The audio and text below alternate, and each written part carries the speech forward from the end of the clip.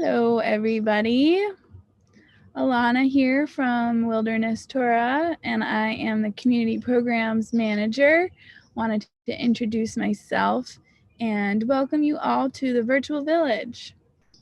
In response to these uncertain times and unfortunate cancellation of our annual Passover in the desert, we decided to use all of our energy to create this virtual village space.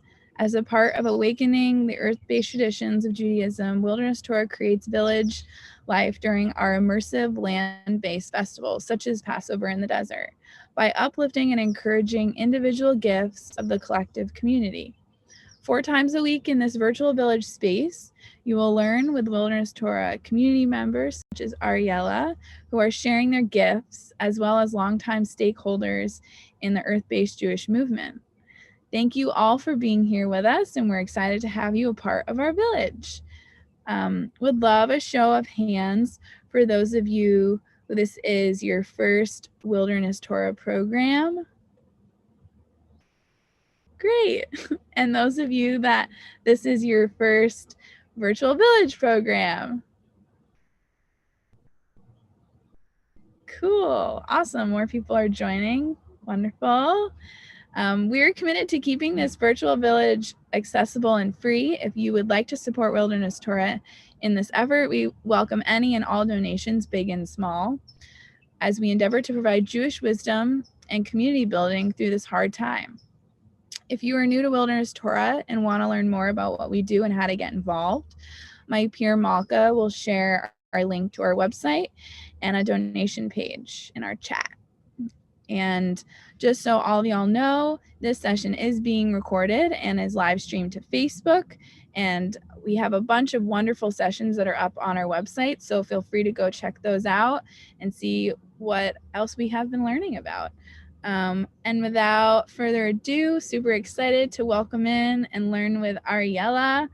Ariella Bay Powers is a professional space maker, ritual stylist, event producer, and craft person obsessed with costuming, another form of space making.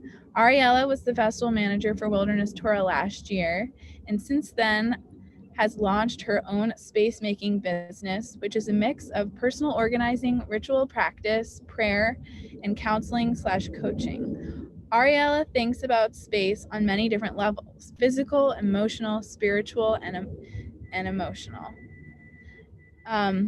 She uses these different relationships to space with her professional clients, or as her personal clients, as a way to bring awareness to how people interact with their physical objects, emotional objects, and their environments. She currently lives and works in the East Bay, and we're so excited to have you here today and to learn with you.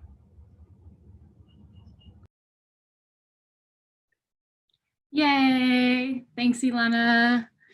And thank you so much, everyone. I'm just taking a second to see all of your faces. I just want to express a lot of gratitude for all of you for showing up here, and so much for the Wilderness Torah staff. I know it's a really trying time right now, and I know that there's a lot of sadness within our community and the surrounding communities about not being able to be together, especially over Passover in the desert. So it feels like this is, what we have right now, and it's quite a lot.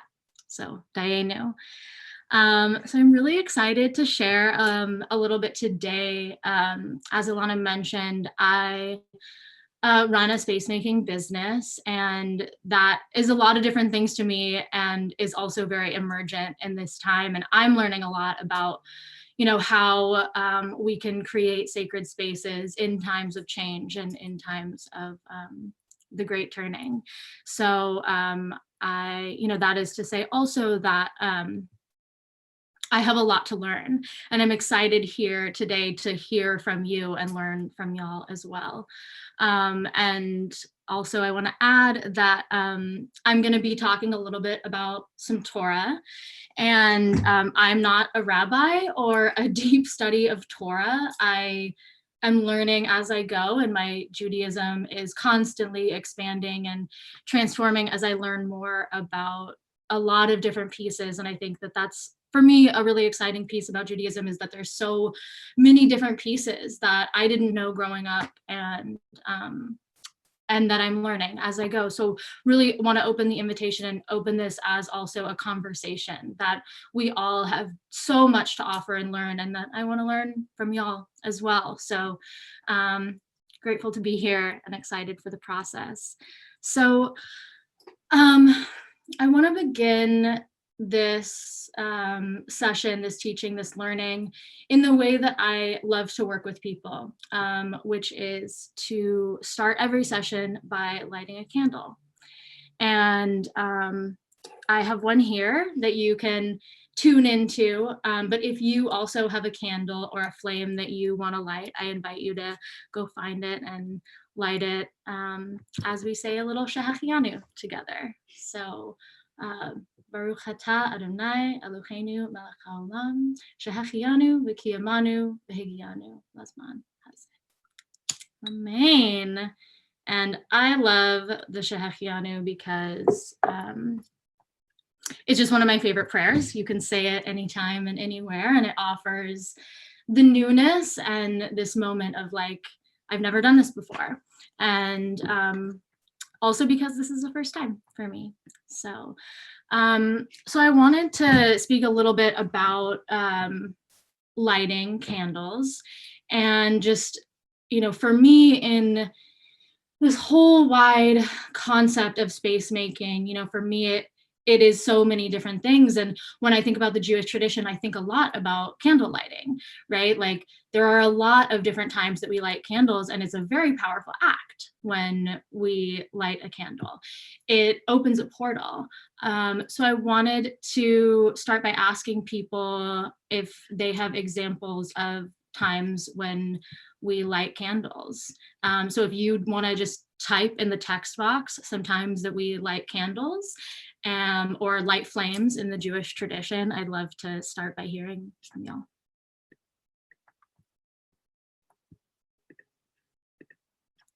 What do we got here? So, yep, Yartzeit. So when people pass, Shabbat, of course, Hanukkah, thank you. Yeah, so I wanted to speak for a second.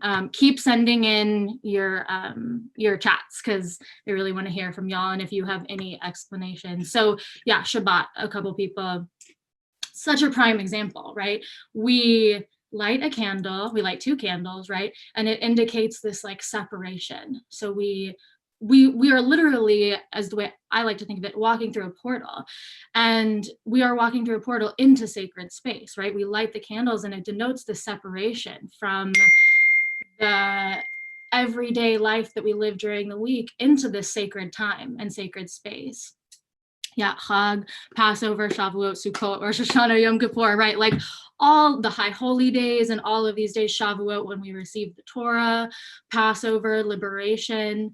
Yeah, and then Havdalah, when we both light a candle and then ritually extinguish it, right? It's like we're lighting the light, we're opening the portal, we're walking through the portal, and then we're putting it out to denote this other kind of separation. Like, so, one other important light is the eternal light, right? The light in the synagogues that never goes out. And these are all such important moments that I'm going to touch on a little later in the class, but I want people to just kind of sort of think about, right? We have, someone says the near Tamid. Aaron, do you want to say a little bit more? I'm not familiar.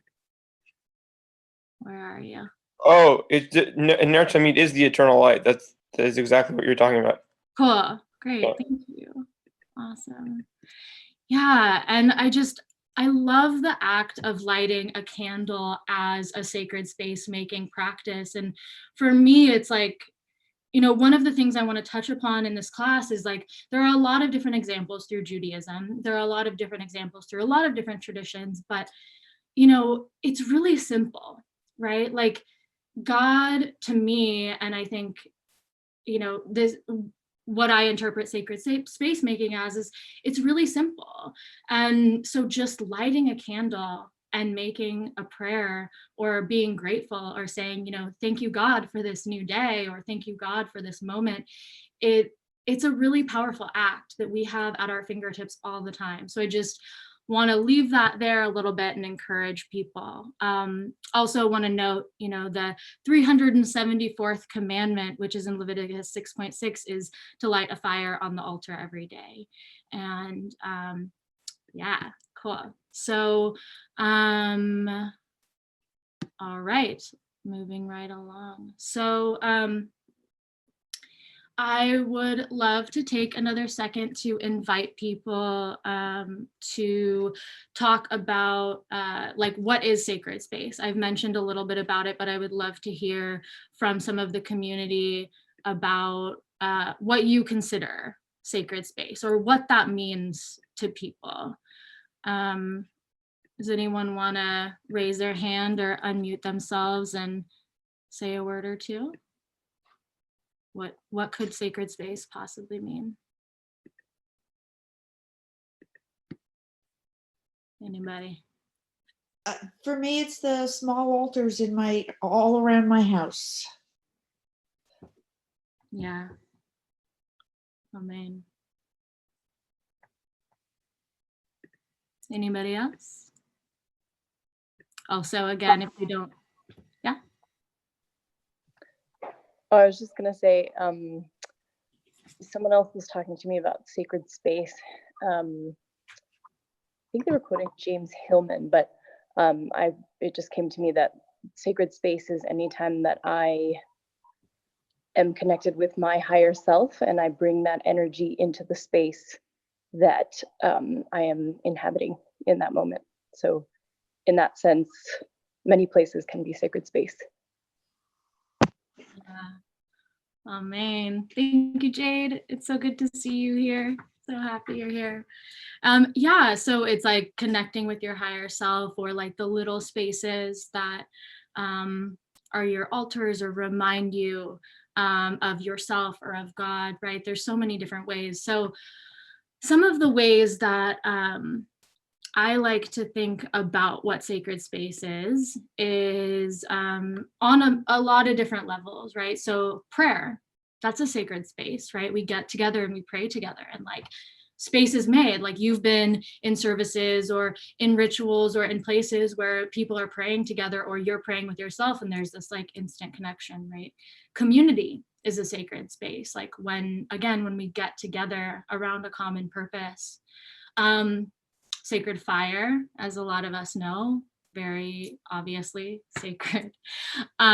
Symbols can be sacred, right? Like the Star of David or the menorah, right? Those are sacred symbols. I mean, a lot of different things can carry sacredness.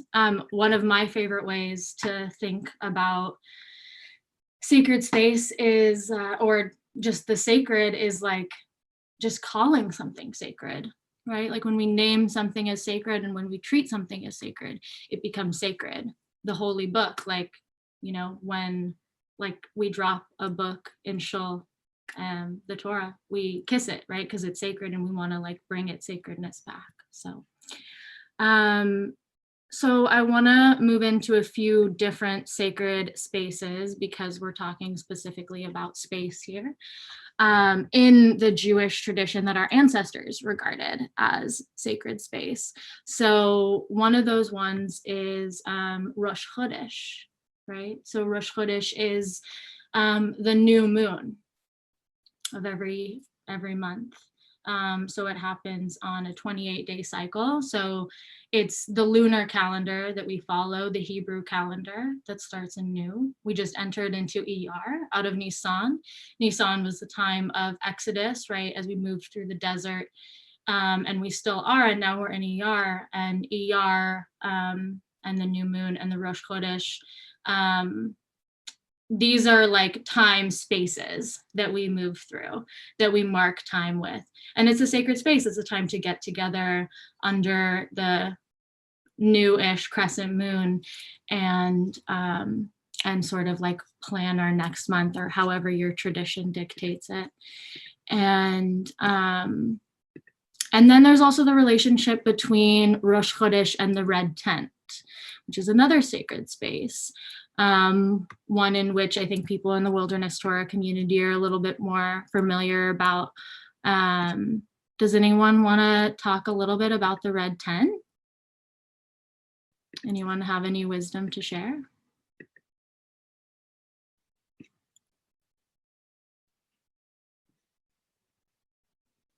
So feel free to type in the chat or jump in, but the red tent comes from one of Jacob's daughters in the Torah. And it's a story I don't want to get into right now, but it's become this really sacred space for people who menstruate to come together and share in sacred space. And I think that, for me, holds a lot of connotations within contemporary Judaism and how we sort of take these histories and we reinterpret them in the present day to understand sacred space and how we can come together in sacred space, and how we can, especially I think in the red tent, there's an aspect of slowing down that's really interesting that we'll also get into a little bit later.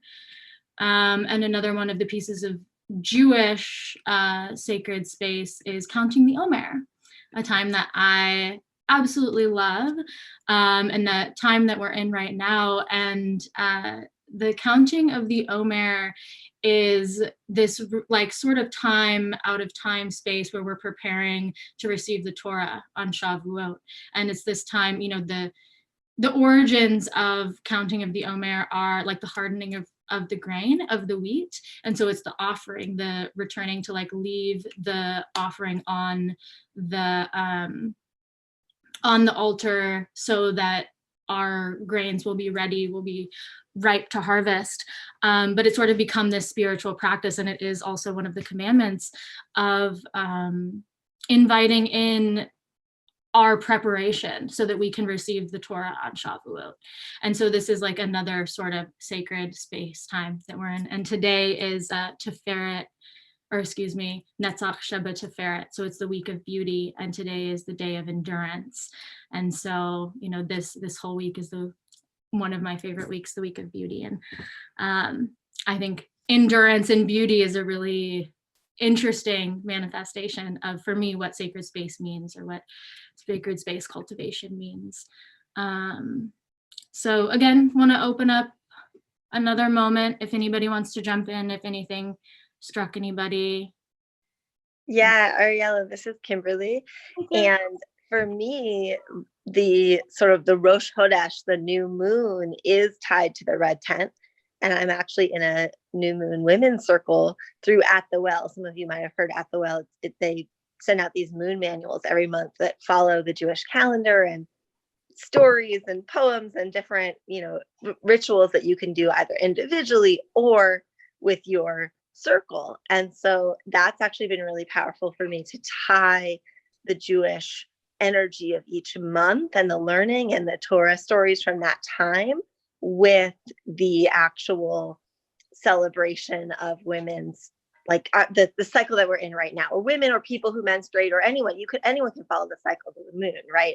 But traditionally the association of women and menstruation, and having that energy and that cyclical nature within our bodies, and then tapping into that energy and using it as information for living our lives, and how, self-care looks different at menstruation versus ovulation, right? Like an inward focus versus outer focus, for example. So just like tapping into that natural rhythm and cycle. Mm-hmm. Yeah, so beautiful, Kimberly. Thanks for sharing more about that and your experience. Yeah, I mean, I think for anybody, right? Like when we start, and especially in these times where we're spending a lot more time indoors and inside, and we see the moon and we're like, oh, where is the moon? And then there's, a quarter moon, and then there's a full moon. And I think, it's possible for anyone to tap into those cycles and let that be just like a marker of time. And it's interesting, in Judaism, we have a lot of markers of time. Like it's a very temporal tradition in which we are like constantly tracking time, right? Like Shabbat, every week it comes just like that. And it's like, okay, now we rest, and I found that's a particular powerful sacred space time in this moment when like, I'm like, oh my gosh, what's happening today? And, I'm not following my calendar in the same way, but Shabbat always returns on that day. And it's such a powerful moment to stop and remember what's actually really important in this time. So yeah, thank you, Kimberly. That was really beautiful explanation. I appreciated that. Yeah, so some other examples in Judaism is like the Holy Land, the Western Wall, synagogue or shul, like a place of community or prayer. Like those are all these different sacred spaces. And of course, the Mizbeach, which I'm going to go into a little bit more detail about and give a little bit of Torah explanation of it. So as we spoke about, there's all these different aspects of space, right? Of sacred space and of space making and space tending, right? There's the physical space. There's the actual spaces that you go to that you can have a relationship with that bring you sacredness. So, for some of us, that's altars that we go to that, we have a candle on or we have water on. And, again, we'll talk about that closer to the end of class and some of the ways and some of the techniques and tactics that we can use for our own personal altars. Things we wear can be sacred, can create sacredness. I said at the beginning, I love costuming because it's so fun for me to embody these different ways of being, and it creates different emotional experiences when we put on different clothes or when we, wear different things. It actually helps exemplify different pieces of us. And I truly believe that costuming and clothing and garments are a sacred space. And there is textual evidence in the Torah, if you will, of like priestly garb that makes you sacred, that actually like brings you sacredness. I just got something in the chat. I want to see what folks are saying. Zoom can be a sacred space. Thank you. Absolutely. A yoga mat could be a sacred space. Yeah, 100%. Any type of physical body practices. Absolutely. Sacred wearables. Yeah, it's definitely like talismans or, anything you put on that like reminds you of your connection to God or to Creator or to Hashem is a sacred thing. And again, it's like, do you consider it sacred, right? And I think this is part of like a larger piece that I'm not going to go into as much, but the returning to how the earth is sacred, to how every footstep on the earth is sacred. And I think that in our like contemporary moving very fast cultural lives, it's like we forget that like everything we do and say is sacred. And so sacred space making for me is like a coming back to ourselves and a coming back to Creator God and a coming back to Hashem and saying like, oh, right, I have to remember like everything I do and say is sacred. There's a beautiful Hafiz poem about that. Maybe we'll get to. So, so there's the physical space, the actual spaces. There's the spiritual spaces, right? The places we go to pray. Song elevates us to those sacred spaces. Talking to God, your own personal relationship with God is a sacred space. So we have the physical, the spiritual, the mental sacred spaces, talking about God with other people, reading the Torah, reading whatever text you find sacred, right? That creates a sacred mental space.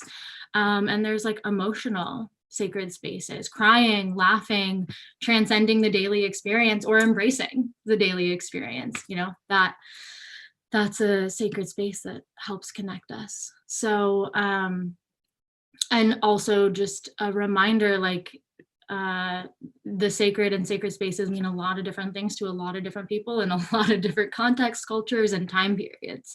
And so I'm going to talk a little bit about the Mishkan and the Mizbeach as it shows up in the Torah, specifically in Exodus. And it was a very different time. And for me, it's really important to remember that when reading this, but it's also really interesting to understand some of the ways that our ancestors and some of the ways that God asked us to create sacred space. Let's see. Okay. So let's start. So the Mishkan is first mentioned in Exodus. And I am going to screen share for a second and show y'all the text. There's 3 chapters that, hold on, let me get my tech happening here. There are 3 chapters that talk about the Mishkan, and it's are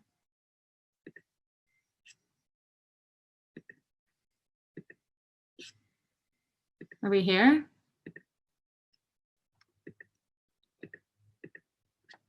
Oh, I'm sorry. We even practiced this. We don't see your screen share quite yet. Okay, I'm working on it. Yay, I can do technology, sacred technology. Okay, so so there are 3 chapters in the Torah that talk about the creation of the Mishkan and the Mizbeach. So it's Exodus 25, 26, and 27. And I'm not a Torah, I'm not a deep study of Torah, but I find it incredibly interesting and powerful that there is such extensive explanation of how humans are to go about creating this dwelling for God to come through in the desert, right? So this is during Exodus when, you know, we as Jews have left Egypt and we're traveling through the desert, and we have this, you know, temporary village, and God is like, hey, build this thing, here's the instructions, it has to be movable, and here's all the pieces. So I'm not going to go through all of them, but there are really interesting parts to me as someone who works with space making and works with sacred space. There's a lot of conversation around gold, silver, and copper, and there's this relationship between like the Holy of Holies, where the Ark of the Covenant is, where the commandments are kept, which is in gold, and then on the outside of that is silver, and then on the outside of that is copper as you move out from the tabernacle, which holds the Ark of the Covenant, as you move out into the courtyard, and then the village is outside of that. So I'll show a few images after so you can get the idea, but we'll go through the text first. Another interesting thing is the color that is spoken about is constantly blue, purple, and crimson wool. And I just find that also interesting, like these colors that God has sort of like deemed sacred to be around the sacredness. There's also talk of burning incense, which I find really interesting, and acacia wood, that is the wood that's used to make the structures, and again, gold. And so I'm just going to scroll through this. I can share this document with folks if you want. You can also go to Chabad.com and you can get all of the Torah you could ever want to read. But there is just pages of these instructions, literally instruction manuals of exactly, you should make 50 loops on one curtain, and you shall make 50 loops on the edge of the curtain on the second set, and the loops shall correspond to one another. You know, the exact ways. Curtains of goat hair for a tent over the Mishkan, you shall make 11 curtains, and copper clasps, and ram skin dyed red, and acacia wood again, and silver sockets. And so it goes on, and it's really interesting to read in present day, these different ways. Also, of course, the cherubim, the cherubs that are to be embroidered onto the curtains. So here we go, still going. Yeah, I guess I would love to hear if there are any more Torah studies that are maybe more Torah literate than I am. Does anybody have anything else to say? I'm going to say a little bit more about the Mishkan, but does anyone else have anything they want to say about the Mishkan while we're here looking at the text?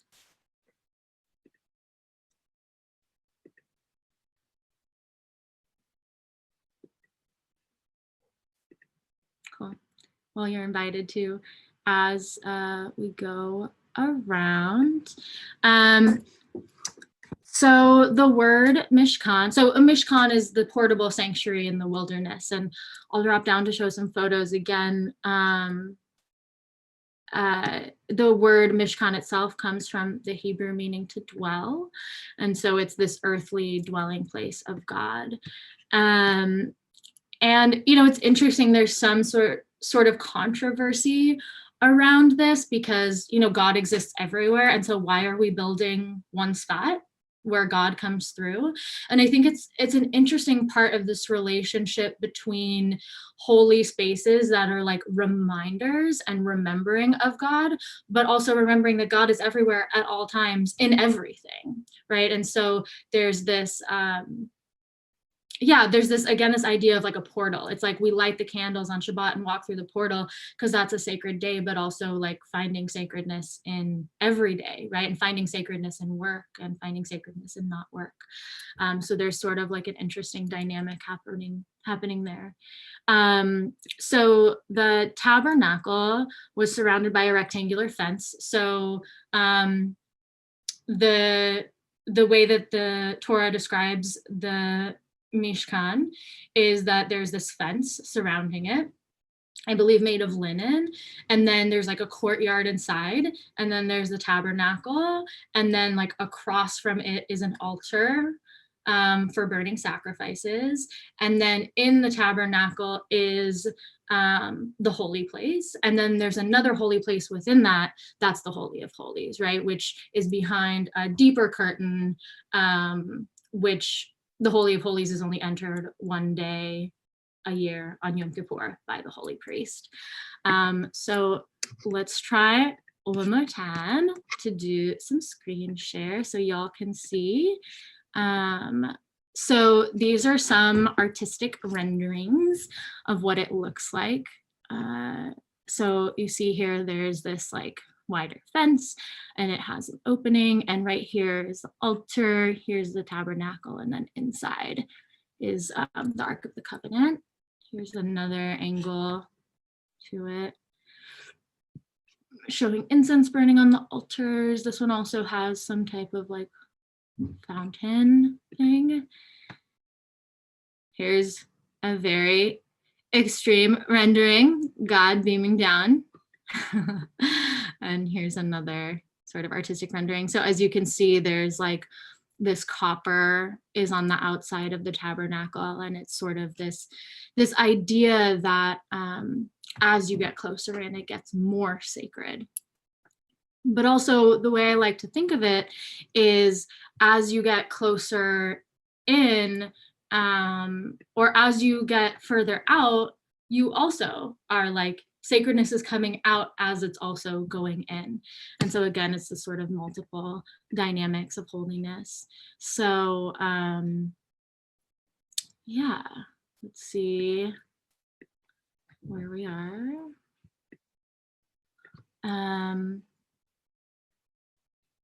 So yeah, so this is like a really, I, again, don't know an extreme amount of this Torah, but I just find it really fascinating, these like specific instructions, these like particular ways in which we go about creating a space that is holy enough for God.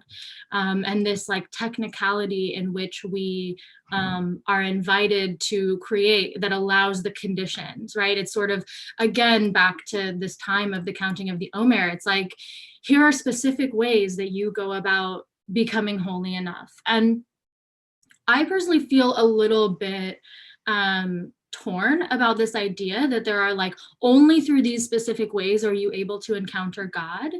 And I think it's important to note them and to engage with them as they are this like source material text.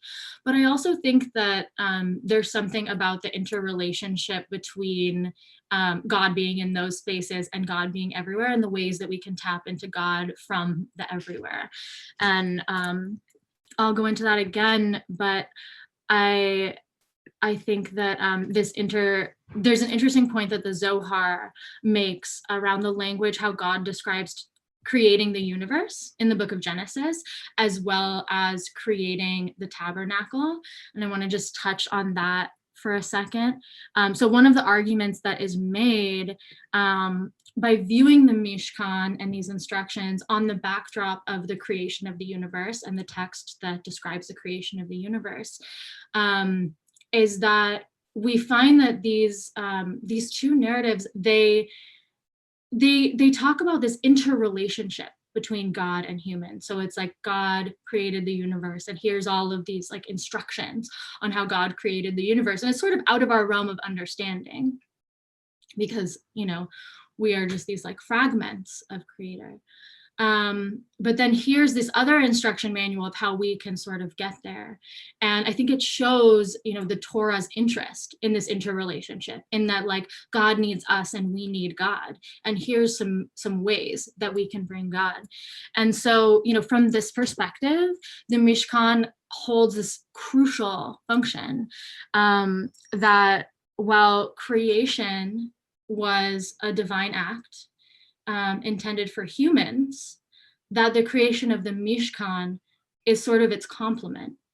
And so the human act, directed towards creator, it invites creator into this world. It's making a place for God in this world. And I just find that so fascinating, right? That like, we need God as much, like God needs us as much as we need God. And that, we don't exist without each other. And so maybe a little more than 20. So maybe like 10 seconds from now.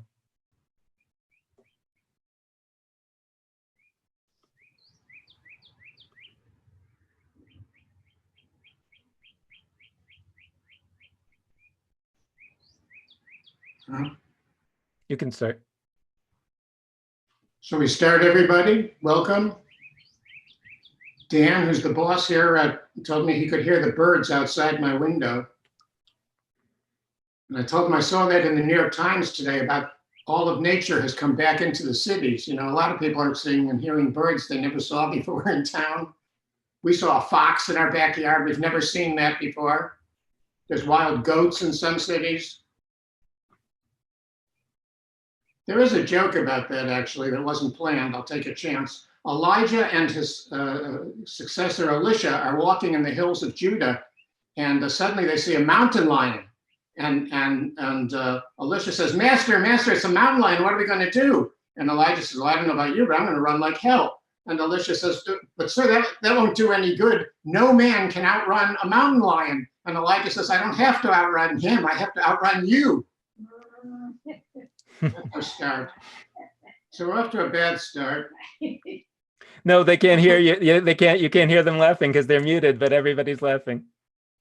You look visibly some smile. I see faces, but I don't hear anybody except my wife who's right over there sitting. So if you hear a laugh, you'll know who's there. But she's an easy laugh, that's no problem. They would pay her in Los Angeles to sit in audiences, because Our subject today is concerning purity and holiness in our present situation. When I started to do this, I didn't have in mind that every week the talk would have something to do with our current catastrophic situation.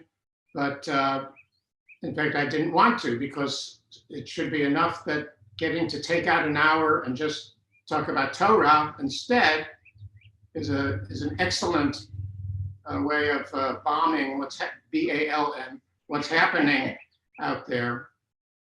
But today's As It Happens, I didn't plan this at the time, but it does have something to do with it. And oddly enough, purity and holiness, some of you who are regular synagogue goers, or in this now the present situation, regular synagogue listeners, you may know that the Torah parasha this week was the one about leprosy and purity and impurity and so on. Rabbis always tell me they worry about that week's parasha. So I'm glad I'm coming to you like 2 days after. A lot of people go to Torah study groups each week on the parasha, but they do it in advance or on the day. So I get to go after everybody else. So what I'm telling you is the one that's right. And I didn't get much of a laugh on that, so I think I'm in trouble. But it's true. I mean, rabbinical students especially live in fear that they'll be the one who gets assigned to do their student sermon on the week that they have to talk about purity and impurity and leprosy and all of that sort of thing. But our present situation has suddenly made this subject in the Torah instructive for fairly obvious reasons. When I was a student back in 1967 in Jerusalem, that was the year of the Six-Day War. So all of us American students made it through that. There were 137, and 137 chose not to leave when the war was coming. And in those weeks before the war, when everybody was feeling kind of the way we're feeling often these days, they were nervous, they were scared. They didn't know when it was going to come to a climax. And so it developed that we didn't say goodbye to each other when you're just talking to somebody on the street or whatever. You wouldn't say lahitraot or shalom or anything. You would say yeh tov, it'll be good, and that it'll be okay. And that was the greeting of that week. And I'm just recommending that to all of you now. Try yeh tov at the end of your conversations with people. If the other guy doesn't know Hebrew, you'll explain it. In our current situation, I know one person trying to find some relevant lesson in the Torah portion pointed out in Exodus 30, it says that the priests, when they come to the tabernacle, are supposed to wash their hands and feet. And the second half of that verse in Exodus 30 says, and they won't die. And most of the English translations have deliberately changed that. So it says they wash their hands and feet so they won't die. So the washing of hands and feet is specifically to preserve them from death, which is absolutely not what the text says. And one person commented on it, thinking that, though, said, so our ancestors knew something about hygiene. Well, that's very nice. That's a nice message. You should all go wash your hands. But that passage in the Torah has nothing to do with hygiene and nothing to do with health. It is about holiness. The reason the priests wash their hands and feet is because it is part of their task going into a place that's holy.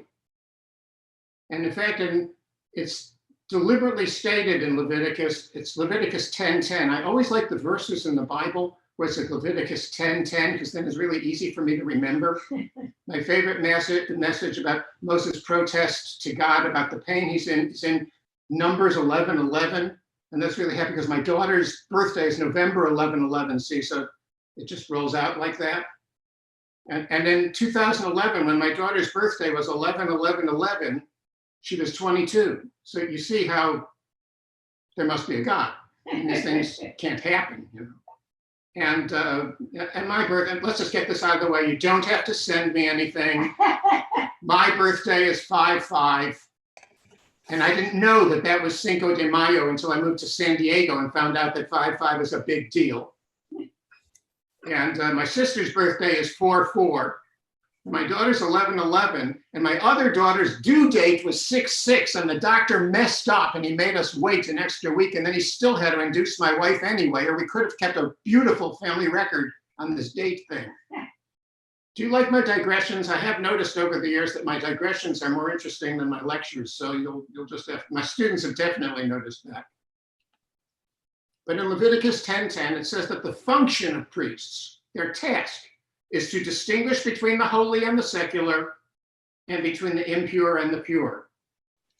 And that's interesting because in last week's talk, I was making the distinction between one of the two trees in the Garden of Eden is about life and death, and the other tree in the Garden of Eden is about good and bad. And so these kinds of divided dichotomies are kind of interesting in the Bible. And it's not that the Bible does those all over the place. It's not that common, but now you've got two of them.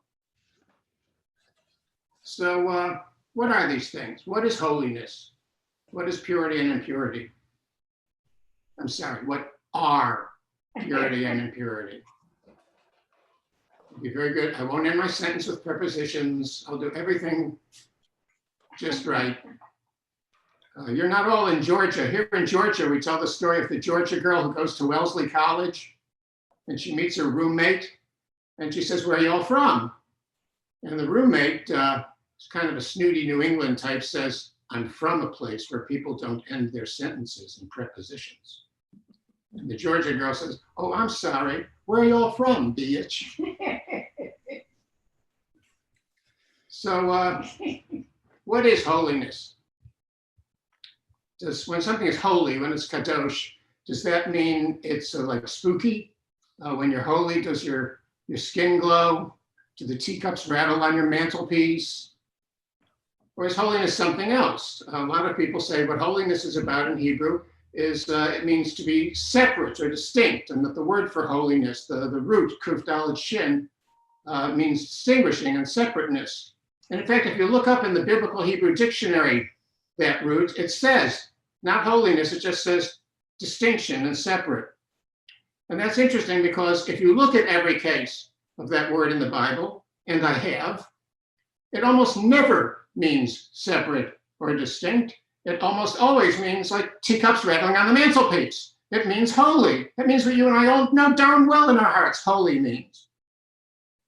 It's something spiritual. It's not something just being separate. So holy is not, you should want evidence, not just because I say so. I mean, you can always trust me just because I say so, but you shouldn't. Holiness can be conveyed by contact. So in Exodus 30, it says, anyone who touches the holy objects of the tabernacle and all will be rendered holy. Holiness can be contaminated. So for example, when Moses comes to the burning bush, he has to take off his shoes, he's told, because the place where he's standing is holy ground. That is God and Moses' first meeting in the Bible. They later get to know each other very well,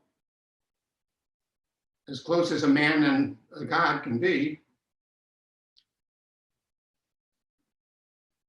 Moses and God are playing golf. And Moses gets up first, and he hits a good drive, nice start, and then it's God's turn to tee off. And God hits literally the worst shot in the universe. It goes way off into the water hazard. But a turtle comes up out of the water with the golf ball on its back. And an eagle soars out of the sky and grabs the ball in its beak and flies it back over the green and drops the ball where it rolls by a tree. And there's a squirrel who pushes the ball into its hole, and it rolls out of a hole at the bottom of the tree and rolls right over next to the cup, where a passing ladybug gives it a hole in one. And Moses says, okay, God, you want to screw around or do you want to play golf? Thank heavens I have my wife here for those. So that's holiness. What are purity and impurity? You know, in our English translations, we usually make it either pure and impure or clean and unclean. Clean and unclean is... So the Mishkan is like this representation of like, you know, God, we can keep God alive by remembering God. So yeah, that sort of brings me back to the sacred space making. That sacred space making is a relationship, and it creates a set of relationships, and it creates like a context in which we invite God in. Yeah, just take a second to let that download sink in for me. That's sort of like the core of it, and finding that for me was like a sort of aha moment. Does anyone have any responses or any points of interest coming up for them? You can send it in the chat, or say it out loud. I want to share, someone from Facebook Live shared, the Baal Shem Tov said in the name of his spiritual teacher, Arshi Hashaloni, in a whisper, that the truth is that wherever you are is as holy as the Holy of Holies. Awesome. I love that. Thank you to who said that. I have a thought, Ariella, that's coming up for me around this thing you're describing about the specificity, the like question around specific, the like tension between there's like a specific way or a right way, and this feeling of like actually God is anywhere and everywhere, and you can access it through all things and all places, you know?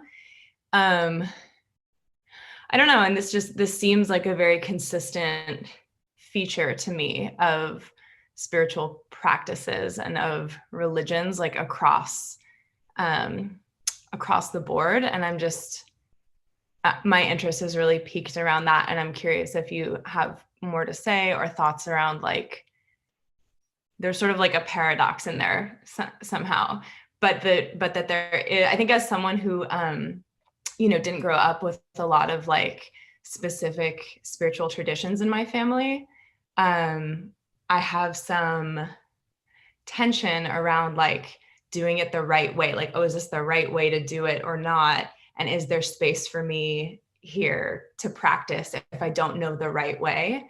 But then I think that pushes me to be like, it's okay, you can do whatever you want. You can do it how, you don't have to adhere to any of the guidelines. But I actually think there's something significant about this like dedication to the particular way. And I'm just curious if you have any more to say about that. Yeah, thanks, Carla. I think it's a huge tension as well. And, I'm curious to hear from people who are maybe more studied in Torah or have like more understanding. When I look at Torah as somebody who's not extremely read, I really, like, for example, in the Torah, there's a lot about blood sacrifices, right? And like, that's not something we practice anymore, but it's like consistent through the Torah as like blood sacrifices. And I don't know exactly when that transition happened. But, for me, I think it's like, there's sort of there's many ways of thinking about it. And it's like, I find that learning about these pieces is like helping to have an understanding of what our ancestors did, specific ways that they went about doing it when their lives looked a specific way. And I think that, there are, especially in this time where like, for example, in Wilderness Torah, it's like we have a sacred fire during Yom Kippur. And like, that's, in some places, like people think that that's totally against all of the laws, but like we practice that as a way of connecting. And, Zelig has developed that over his course of studies as saying, actually, this is really what the text is saying. And so I'm just gonna see Zelig is dropping in. With the evolution of human consciousness, we need to evolve our ancient traditions to be relevant for today while remaining rooted in our ancient ways. That's from Zelig. And yeah, I think it's pretty similar of how I view the space making is like, there is no one right way to do things. That's why there are so many different traditions around the world. And I think that it's sort of this like, this thing that stops us from actually connecting to God is thinking that there's one right way to do it. There are traditional ways and there are ways that have been alive throughout time and space. And those have also changed, like before the Torah was written and before we were, building the tabernacle in the desert, people were connecting in a different way. And so I think that there is this like thing, you know, as Alex said, it's like there is an evolution over time, and there's also like a personal evolution. And we're sort of getting there in my flowings of our conversation and the way that I hold this. And, you know, the reason that I describe the Mishkan and point out the detail is for me, not to say that like this is exactly how you have to do it and you have to have gold and you have to have silver, and if you don't have that, you're not holy. It's more to say like the intention is that we are offering our most holy objects to build a space for Creator to come and inhabit. And I find in the space making practice that it's really about what feels resonant for you, you know? I don't know if that sort of touches around your question, Carla. I think I'm going to explain a little bit more of how I frame the work, but I think, you know, you're touching on a really important question and a really important paradox that I think shows up across the board in religion, in practices. Is there anything else you want to say? That's great. I just wanted to hear you talk about it a little more. That was great. Yeah, it's true. I mean, I feel totally unsettled on it, and you know, I think it's a really good inquiry and a really particularly bad, but pure and impure isn't right either. What's wrong with both of those is they're using just a word and then a prefix to make it the negative of that word, pure, impure, clean, unclean.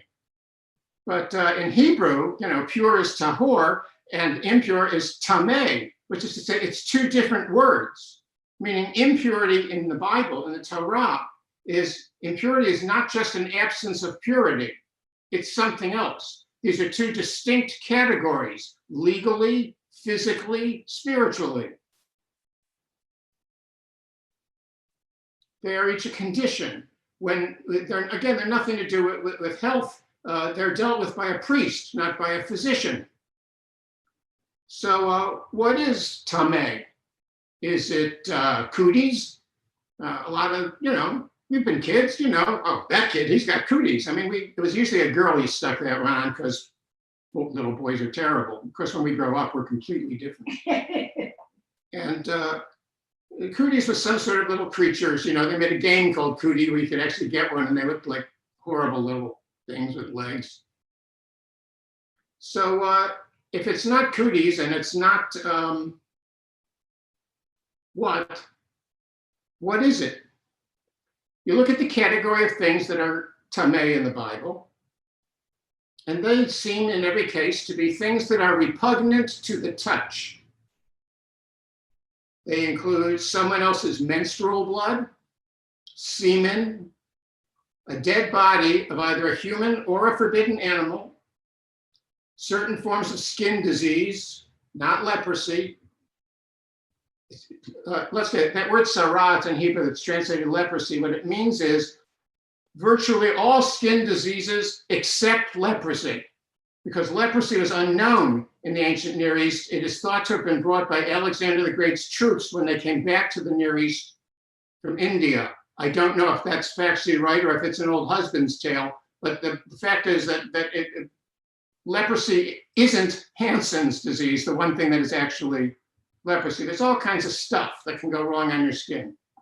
And contact with that, which is repugnant, is tameh. Mildew on a house or mold growing on the walls of a house counts as tameh. Or after birth is tameh. You know, if a woman gives birth, there's a period of tameh, which is 2 weeks plus 66 days for a female, 1 week plus 33 days for a male. I've heard a million theories for why it's twice as long for a female as for a male. None of them's real good. What should we say? Look, it was written by guys, you know. An old girlfriend of mine, I mean, she's old, I mean, she's a girlfriend, a former girlfriend of mine had this proof that God must be male. She said, look at this world. So what is impure, what is tameh, can be conveyed by contact. So either contact with any of those things I just mentioned, or contact with persons or objects who've already become tamei by those things. So it spreads. Are we starting to get relevant yet? We'll get more relevant. My friend, he was like the leading scholar of Leviticus, was Jacob Milgram of blessed memory. And he didn't agree with my view that it has to do with things that are repugnant to the touch like that. Because he said if that were so, then urine and feces would count as tamei, and they're not. And I thought, he's a smart guy, and that was a valid point. But it seems to me the reason why urine and feces don't count as tamei is because if they did, then all of us would be tamei for our entire lives. So it just wasn't realistic. It wasn't possible to count them. So what is it about? It's not about morality. People often think, that if you have leprosy, that's visible evidence on you that you must have done something wrong. But really, in the Bible, there's just those two cases where a person is struck with leprosy for doing something wrong. But they're singular cases and they're miraculous. They don't really prove anything about what regular good old-fashioned leprosy is. So one of them is Miriam, who, she's the sister of Aaron and possibly of Moses. And in Numbers 12, it says that she and Aaron speak against Moses on account of his Cushite wife. Cushite meaning Ethiopian. And it's not clear if race is the issue or if it's something else that bothers them. But in the end, they get God involved. And God strikes Miriam with leprosy. And it's not just any old leprosy, and it's definitely not Hansen's disease. It's that all the pigmentation goes out of her skin, and she's rendered like albino, pure white. It says literally leprous as snow in the text. And you got to admit that's great that God has this wonderful sense of punishment to suit the crime. And God really apparently does not like racists. So he says, oh, you don't like black, eh? Try white. And he makes her, that way. And the other case is the case of King Uzziah. He's the king of the Jews, and he goes inside the temple where you can't go if you're not a priest. And he's in there by the ark, and suddenly it breaks out on his forehead and then spreads over his whole body, a case of leprosy. Well, that's not a typical case of leprosy, and neither is Miriam's. Those are singular things that precisely show what is not usually meant by leprosy. Those are miraculous things. So what should we make of this? The holiness, secular side, and the purity, impurity side. Holiness can be conveyed by contact, we saw, but not secularity. If I'm in a secular, non-holy state and I touch you, I didn't do nothing to you. That didn't change anything. And if I touch somebody who is in a holy state, I don't ruin it for him. Secularness is not conveyed by contact. Holiness is. Now, impurity and purity are the reverse. Impurity is conveyed by contact. So that's why, especially Orthodox Jews are very concerned about contact with a woman having her period, because that conveys the impurity to whoever the person or thing is that she touches. Whereas purity does not get conveyed. If you're pure and you touch somebody, congratulations. It's nothing. Now that's very interesting then, that holiness is conveyed by contact, but not secularity. So it's the good thing that's conveyed. And impurity is conveyed by contact, but not purity. So it's the bad thing that's conveyed. So why would that be? What's the difference? Holiness has a spiritual component, which is why I say it's not just this, that it means to be separate. Purity and impurity does not necessarily, possibly, but not necessarily, have any spiritual component. It's a ritual, physical condition. So how do you remove a condition of tamei? I'm moving gradually toward becoming relevant here. How do you remove a condition of tamei? One is by separation. When a person is in a condition of tamei, they have to be separated off from other people. And that doesn't mean just gloves in the supermarket. It means they have to be in a separate location.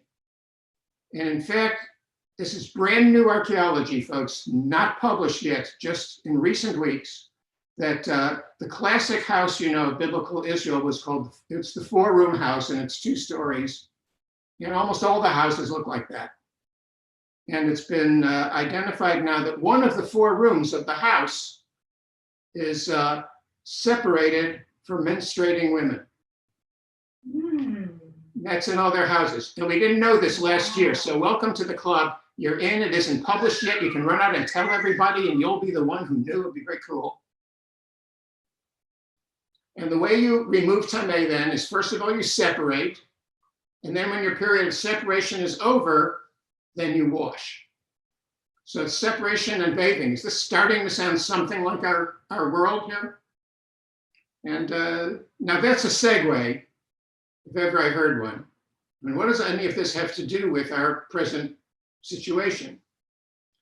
It's strange that things that can be conveyed by contact then are holiness, impurity, and illness. Seems to me we've lost this notion of holiness and impurity as real conditions. Less so among the most Orthodox Jews, because they still practice a lot of it. But I would suspect that in all of the world, from the atheist Jew to the Hasid, we don't really have that same sense of purity and impurity as conditions, as states of everything in the universe that they used to be. And I think we need to get that back. And if we must endure this catastrophe now, let's at least learn something from it. It can remind us of the awe we used to feel for the physical state of existence and their reflection of some spiritual states. If you just think of impurity as cooties, you're going to miss that. I can tell you, I once studied under a rabbi. He was a very learned English rabbi, and he met a group of young scientists, and they were, ba'alei tshuva, they'd come to religion. And you know what happens sometimes when some scientist gets religion, they jump in to the deep end, And so they were getting very strict, and they wanted this rabbi, this learned Orthodox rabbi, to teach them.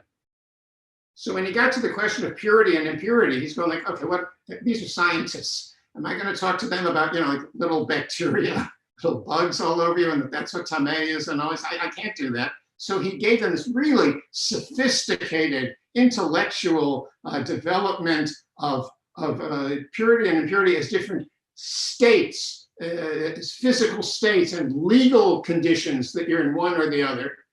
And when he's done, they're all looking at him like he just lectured from Mars. And he says, why? What's wrong? And they said, Rabbi, that's not what tamei is.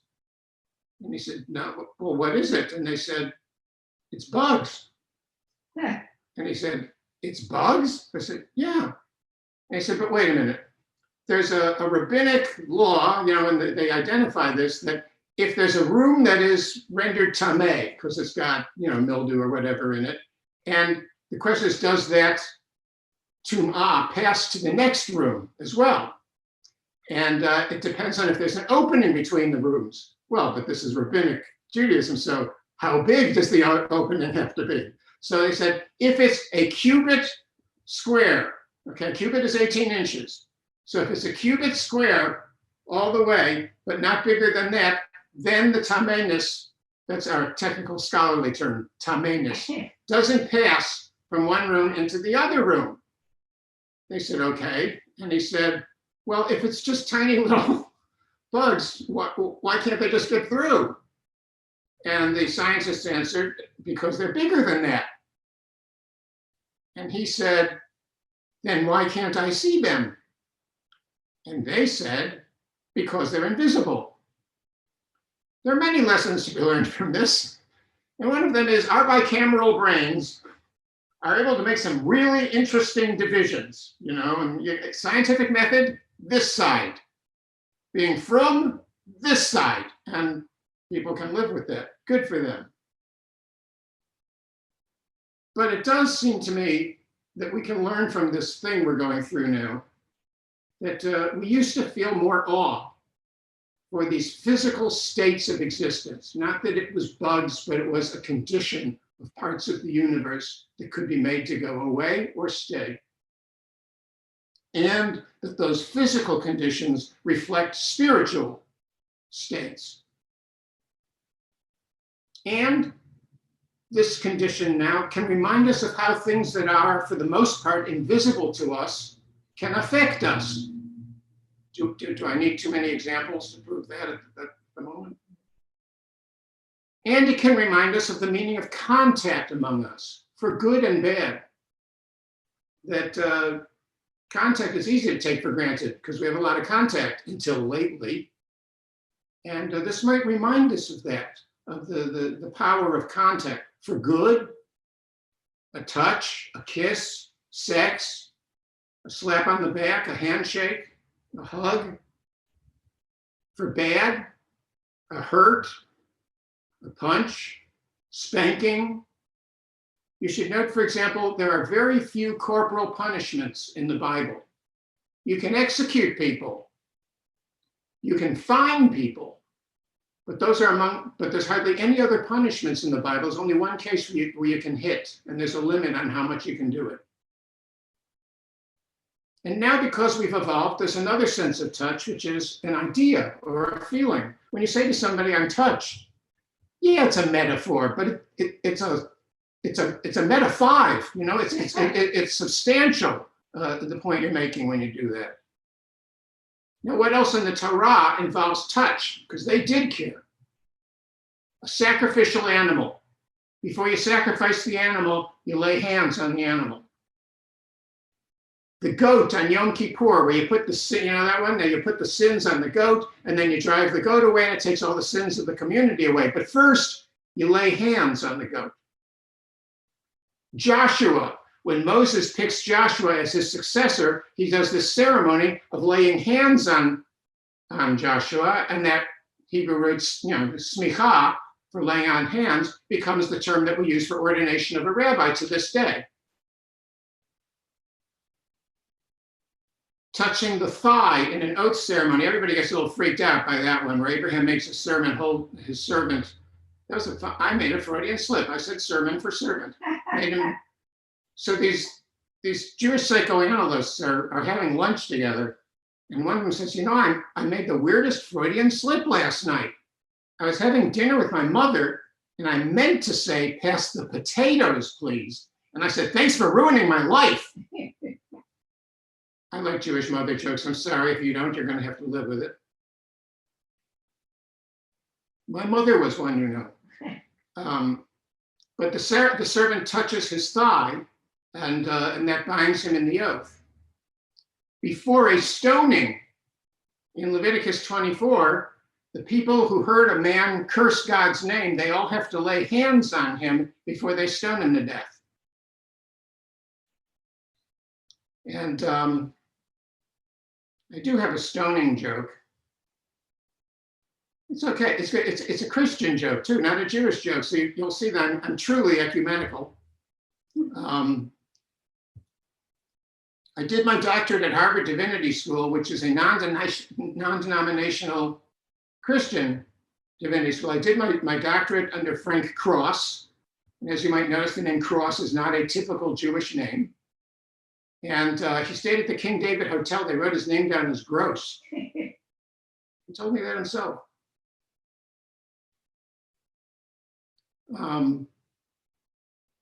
So anyway, they were about to stone this is the story of Jesus and the adulterous woman. They're about to stone an adulterous woman at the city gate, and Jesus is walking by, and he says, "Let him who hath not sinned cast the first stone." And all the people look very guilty and ashamed, and they drop their stones, and they're all walking away. And this one little old lady comes running up with a big stone, and she throws it at the woman. And they all come back, and they stone her. And the people are all walking away feeling very, refreshed and non-sinful. And Jesus walks up to the little old lady, and he says, "Some days, Mom, you really tick me off." Now, a more positive use of hands is when you bless your children. In Genesis, when Jacob is blessing his grandsons, Ephraim and Manasseh, he A powerful one. So thanks for asking. So yeah, so again, I sort of said it, but what I get out of this this explanation of the he crosses, but he puts his hands on their heads, and I mean, my wife puts her hands on her son's heads when she blesses them to this day. A couple of them had to be virtual hands, but a couple of them were here. So this present period that we live in which we live, this period of non-touch, of separation, must be followed, though, whether it's in a week or a year, or some people tell me as much as 2 years, heaven forbid. This period of separation must be followed by a coming together. Literally, a worldwide coming together. And I mean literally. People use that word when they mean figuratively. People overuse the word. We had a student say, I was literally crushed. And I go, oh my God, that's terrible. Football commentators, they literally flattened him. And you go, oh my God, that's terrible. Does he still get to keep his scholarship? But we would have literally a worldwide coming together. How will that feel? I think it'll be a new appreciation of together, of community, of common bond, of common sense, of common decency, the things that we can all easily have in common. And I know what exception a lot of you are thinking of right now. A new awareness of our connectedness. And for some of us, it may mean selfishness, just protecting ourselves. But as for me and my house, it will mean joy. Now, who'd have thought that we could get all of that out of this portion of the Torah? So I hope you see why I titled this series, Return to Torah. Be well, stay well, Yeh Tov. All right. Thank you. That was great. So so you want to take questions if people have questions, right? So if anybody has questions, you can either type them into the chat and then I can say them for you, or if you'd like to raise your hand with the virtual raise hand button. So don't actually raise your hand because we can't see you, but there's a little button. If you click on the chat or the participants, you should be able to see a little hand raise, a little hand button, and that'll virtually raise your hand, and then I can unmute you and let you ask your question. Anyone has a question, we're good. If not, I've got a couple of corollaries to throw in. You always have to be prepared in case nobody asks a question. And if you are trying to ask a question but can't find the hand raise button, just type in the chat, I have a question, and then I can find you and call on you. So far there are no questions. I had some ideas for Passover this year that instead of 4 questions, we should have 5. And the 5th question would be, why is this Passover different from all other Passovers? And the answer would be, are you kidding? By the way, it may be my fault. You may have been trying to chat and you can't. So now you should try and you should be able to. I'm sorry if you were trying to chat and you couldn't find it. That I had a security setting on that might have been in people's way. I think I'm so clear that nobody has to ask questions. Maybe that's it. Well, that's for sure. Or so uninteresting. You see how, I don't think so. If anybody wants to physically raise their hand, I can see them now, so that's another option. Oh, Jan, I'm going to unmute you in a moment. Oh, and I also see that you virtually raised your hand, so I wasn't seeing it. So hold on one sec. Oh, you're unmuted, so you should be able to talk, Jan. Yes, I just wanted to ask you to go back over why purity is not separation as has been drilled into some of us. And so I'm not sure I got all that. You mean that holiness is not? Why holiness? I'm sorry. Thank you. It's very confusing. Yeah.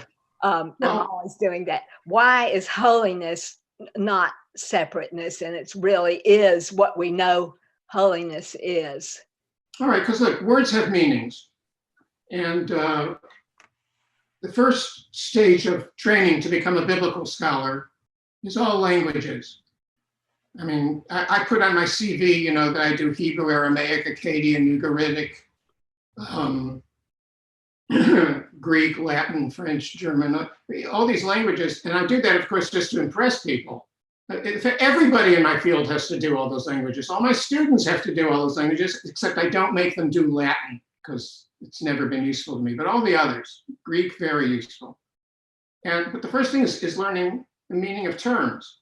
And especially when you want to learn the meaning of a term in the Bible, you have this wonderful invention, a concordance, where it lists all occurrences of a word in the Bible. It gives a piece of every sentence. If you want to look up the root, kuf daled shin for holy, you can just open to that page in the concordance, and it'll list all of them. And just as a side point on that, you should note that the concordance that most of us have used in our lives, I always used it, was the Mandelkern concordance. And at least the apocryphal tale on that is Mandelkern did that for this extraordinary achievement, for every word in the Bible, showing every sentence in which it occurs and writing it all out. And he did all that, and by the end of his life, when he finished, he went mad. So take a lesson. And ironically, now you can just do it with a computer with a word search program on any book in the world. You know, so that's kind of sad. But fortunately, it meant I got to do a lot of stuff with the Mandelkern concordance before I got my first word processor. I may get back to my point anytime now. So you can very easily check every occurrence of the term in the Bible, and then you can check the other Semitic languages to see what are its cognates in, you know, Akkadian or Ugaritic or Aramaic, Phoenician, Moabite, and it almost never has a clear meaning of to be separate.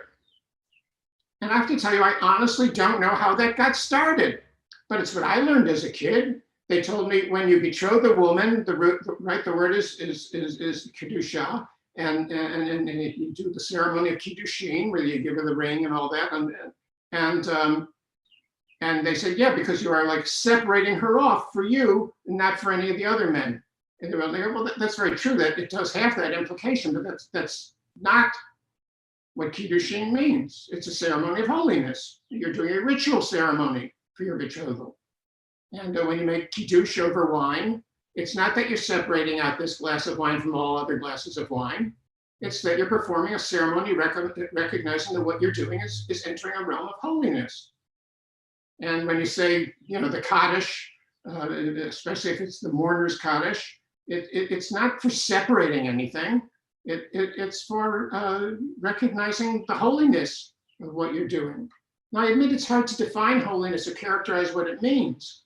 I said it has a spiritual component, and all the rabbis I know say to me, my congregation keeps wanting me to be more spiritual.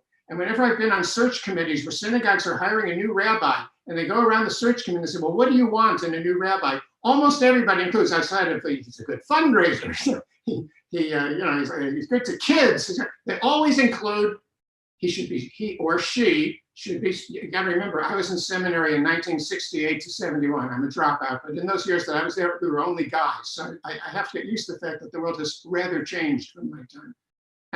And what was I talking about? Helper. There you go. The holiness. I honestly don't remember my point. If any of you do, you let me know, because none of those passages does it mean, though, to separate out anything. And whereas in almost anyone, it does. Oh, now I remember. It was a matter of definition. Everybody says they want their rabbis to be spiritual, and everybody wants holiness, everyone wants spirituality, and they can't define it. And they read Heschel or Buber, and they say, oh, he's so spiritual. And you go, oh, well, what does that mean? And then they can't define it. That's that old thing our Supreme Court justice said, I can't define it, but I know it when I see it. And that works. Of course, he was talking about pornography, and I'm talking about spirituality. But the point is the same, believe it or not. There are things that we can't define, but we know darn well when we see them. And things that have to do with that word being kadosh, in almost every case, are things that when you see it, you know it's something about holiness or spirituality, and it's nothing about separating unless you go out of your way to think of a definition, a way of making it separate. So that's my answer. That's why I insist on that. We do that. Yeah, there's another. What's the other one? The word chet or chata, meaning to sin. Almost everybody teaching that word for sin, they say it means to miss. It's a verbal root that means to miss the mark, and that the Jewish concept of sin, therefore, they say, is that you try to do a certain thing, but sometimes you miss the mark. But it's not that you're bad or evil or anything like that. Now that's a beautiful thing. I used to teach it myself until I checked all the occurrences of that word, het, tet, aleph, in the Bible. And there's only one where it refers to missing the mark, where it talks about the slingers of the tribe of Benjamin in the Bible were so good at slinging that they could hit the eye of a bird at some tremendous number of cubits away, and not chata, which presumably means and not miss. So we might argue that they could do it without cheating or something like that. But all other occurrences of the word in the Bible have to do with, what we all know darn well sin means, bad, being bad, doing something wrong, iniquity, crime, offense. And yet we all teach that chet means missing the mark. And the irony is that the Greek word for that, right, hamartia, really does mean to miss the mark. It's not the Jewish concept, it's the Greek concept that sin means to miss the mark. And what are we going to do? We all keep repeating it. It's what's known as a predetermined idea. We all buy in, and we never check it. So, that's what scholars do. We check things and mess everything up for everybody.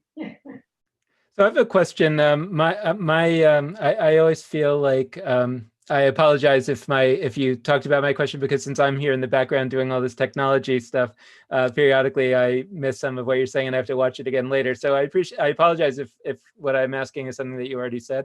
But I'm curious what we know, whether there's a kind of whether the Hebrews, the Israelites, were particularly interested in these kind of topics like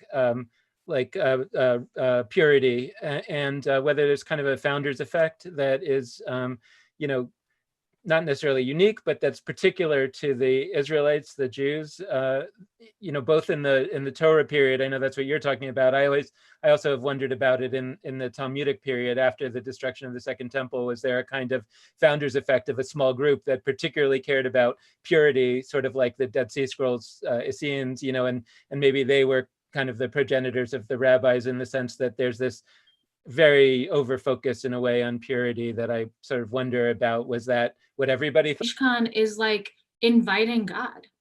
How do we in our daily lives invite God in? And especially when we don't have these like specific tools, because for me, God is everywhere. Or was that just a subgroup? Well, okay, so the first answer to there are a couple of levels of answers. The first level, and watch very carefully, watch my lips, because you don't get this from,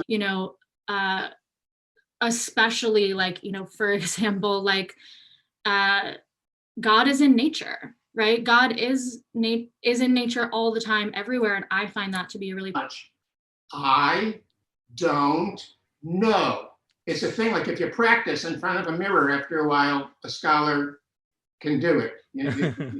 But basically, scholars, we never say, I don't know. We say, again, to touch on our ancients, like all of the deep wisdom comes from people being in nature and receiving the word of God, right? Like Moses goes to Mount Sinai to receive the word of God. Like Miriam goes out into the wilderness, and that's how she kind of reaches her status. I don't know if y'all tuned in for Jill Hammer's discussion a few weeks back, but there was some beautiful. You see, graciously sharing the ignorance with our colleagues. But I have to say that the extreme to which it's there in the priestly portions of the Torah does not look to me like this was just a minor thing with them. And it does not look to me like there are obvious parallels in other ancient Near Eastern cultures, who I admit I have never specifically studied the parallels of purity and impurity in the other ancient. Become, I can't remember the Hebrew words, but like, you know, how we become clean and unclean. And one of the ways is like, Near Eastern comparisons, but I don't happen to have worked on that one myself. I know, though, that it's not just the priests who thought so, because in the biblical story of the flood, going to the temple and practices of the red heifer, as she described it, but also going to the wilderness and returning back is like a way that we see some of our ancients become clean, if you will. Distinguishing between pure animals and impure animals. And interestingly, only there in the flood story, it doesn't use the word tameh, the different category for the impure. It just says the animals that are of like a paradox is the idea of like Carla was mentioning, like the expansiveness of the wilderness in comparison to like a container of a synagogue or like a created space, and how to move between the pure and the not so pure. And for whatever reason, they saw it differently, but nonetheless, they already had the concept, and that's like a 10th century BC Hebrew, Israelite author, and the priest. Expansion and like containment while creating sacred space. And it's extremely relevant to a time like right now, when we're in such space of containment in our homes and century BCE Hebrew author, which means it's there all along. And as for where that goes in rabbinic Judaism, where, you got 6 orders of the Talmud, and one of them I know is that. In a specific shelter, if we are so lucky to have one, and any like access to like expansiveness or outdoor space that we can find, and that kind of push and pull as well, and how we can find sacredness. And I just told you all last week, I don't do AD, CE. I don't know anything about anything CE. All I care about is the Bible. Once Alexander the Great shows up, I lose interest in the world. I know it was before the Kennedy assassination, though. Yeah. This time. Mm-hmm. Yeah, thank you, Malka. Pat, I'm just noticing that you have your hand up. Did you want to jump in? But you're muted. Oh, there. But still, I do know that the rabbis were obsessed with purity. The great rabbinic scholar Jacob Neusner wrote a lot about this, whole sections on that, and everybody criticized him. They said, well, what's wrong with Jack that he's I'm always struck by, what strikes me is that impurity on the mind or something. They're trying to Freudian analyze Jack, when all he was doing, after all, it was there in the text. He wasn't making that up or obsessing about it. So we should just simply recognize that it was tremendously important. That women have a physical connection to a particular space. And it's that lunar, that cycle. And I don't know, it strikes me, it must be really grounding. More important in the rabbinic period. Maybe the purity and impurity part goes up in the rabbinic period because the temple got destroyed. So the holy, not holy division becomes way down in significance. So I'm thinking about, as a man, what do we have? Where do we have anything close to that kind of physical experience? And now I just did some psychohistory that I just made up as I went along. That is pure speculation, but could be right, might be right or wrong. There's two possibilities. You have to create it, make it, because it's not biological. And I'm thinking of what comes to my mind is when I'm required to put on tefillin, of course, my talis in the morning. I'm wrong. Right. Well, that's the problem of being a scholar, that you actually would say that. I do all that speculative things without apologizing for it. But Jan has another question, so I'm going to unmute you, Jan. And you mean my Janet here, or it was originally a man's thing to do, to put the tefillin and wrap that around my finger and connect spirit. The participant. The participant. Ah. And And if somebody else has a question, they should go in front of me, but if I'll just keep asking them if no one else has. But I already book. It's about all I can think of, but I'm just wondering if there's anybody has any comments or something to shed some light on. It seems like men are out there looking for impurity, purity with the holiness, secularity. So in the study Bible, and I feel that women have this ground that it's part of their physical, physical what they are. And so anyway, I just wanted to share that. How these things are physical states, as you said. And so is it impurity that is the one that's like the miasma? Come back from other people. Yeah, thank you. Thank you, Pat. I'm super open to anyone answering that question, but I would just say, we're that's actually physical, like a miasma hovering on us or around us. I don't think I'd buy that. Carla said to be living in a time when we're not as restricted by gender in the way that we were and the way that the ancients were. And I think, because we have so much choice and because— I don't know who wrote that. You mentioned the study Bible. Are you talking about the Oxford University Press Jewish Study Bible, that one? I think it's I don't have it with me. No, it's the— so much freedom in America, in Berkeley, in the surrounding areas in 2020, relatively, it's like just even tracking. There's several Oxford Study Bibles. I contributed to one. I didn't contribute to the others. Okay, I'll bring it. Didn't write that one. I'll bring it next week so I can hold it up.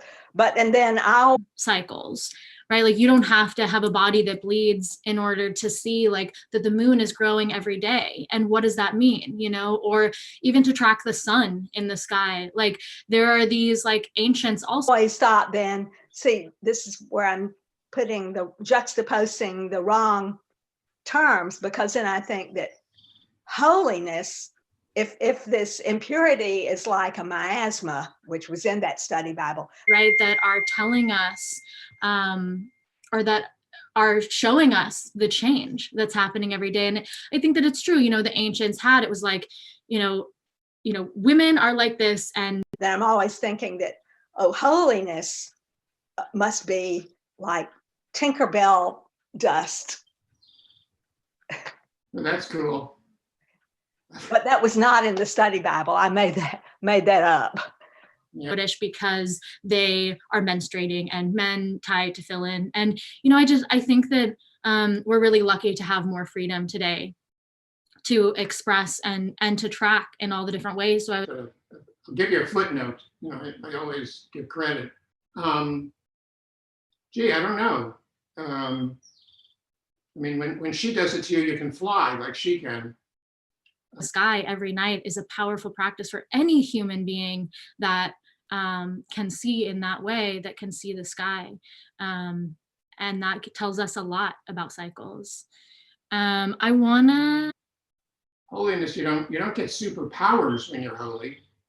You get a different physical state, which is hard to define. I wouldn't call it something like that where it's, just share a little bit more because we have about 10 minutes left. I think we save a few minutes at the end for more questions, which Pat, I love that question. And thank you for asking. And I think it's a really important one that we can— invisible shield covering all over you. It's physical, but it ain't that. Not in my reading. I could be wrong. I remember this time back in 61.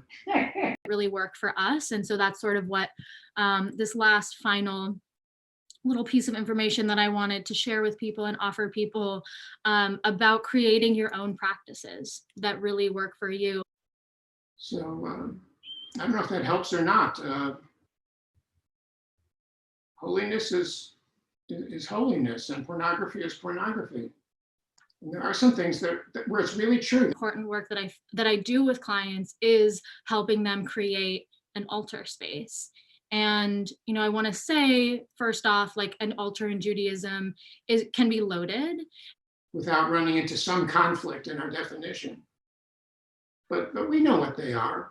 Yeah, I wasn't thinking superpowers. That never really occurred to me, though that's kind of nice. I was just thinking. And, you know, we have the Mizbeach, which is like the sacred altar. But, you know, altars to the ancients were, and in the Torah, it's like, you know, no idol worship is like the number one. So when we're talking about altars. Yeah, I'm thinking glitter. Yeah, does your skin glow when you're holy? But it doesn't. In what ways are you different when you're spiritual? I mean, I say that the most. Judaism, we're talking about a space you're not praying to, right? You're not sitting at your altar and going like, oh, altar, like you are giving me all of the wisdom. Like the altar is the portal, right? The altar is the place that you go. Common examples people give are the two Jewish theologians of the last century, Buber and Heschel.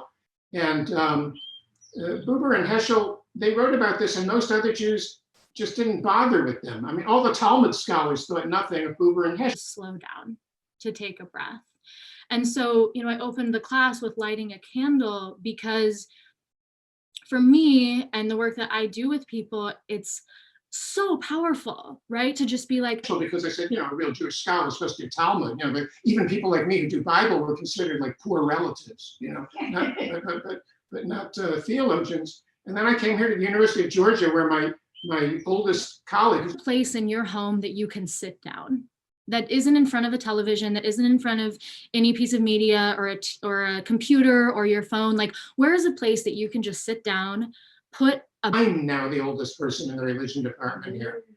He retired, and his name was Professor William Power, and he really was called Will. So his name was Will Power. And Will was a beautiful piece of fabric and a candle. Like, that can be the extent of your altar. And that place you can go to and you can remember God and you can remember yourself and you can just do that. Like that is something. A Christian theologian.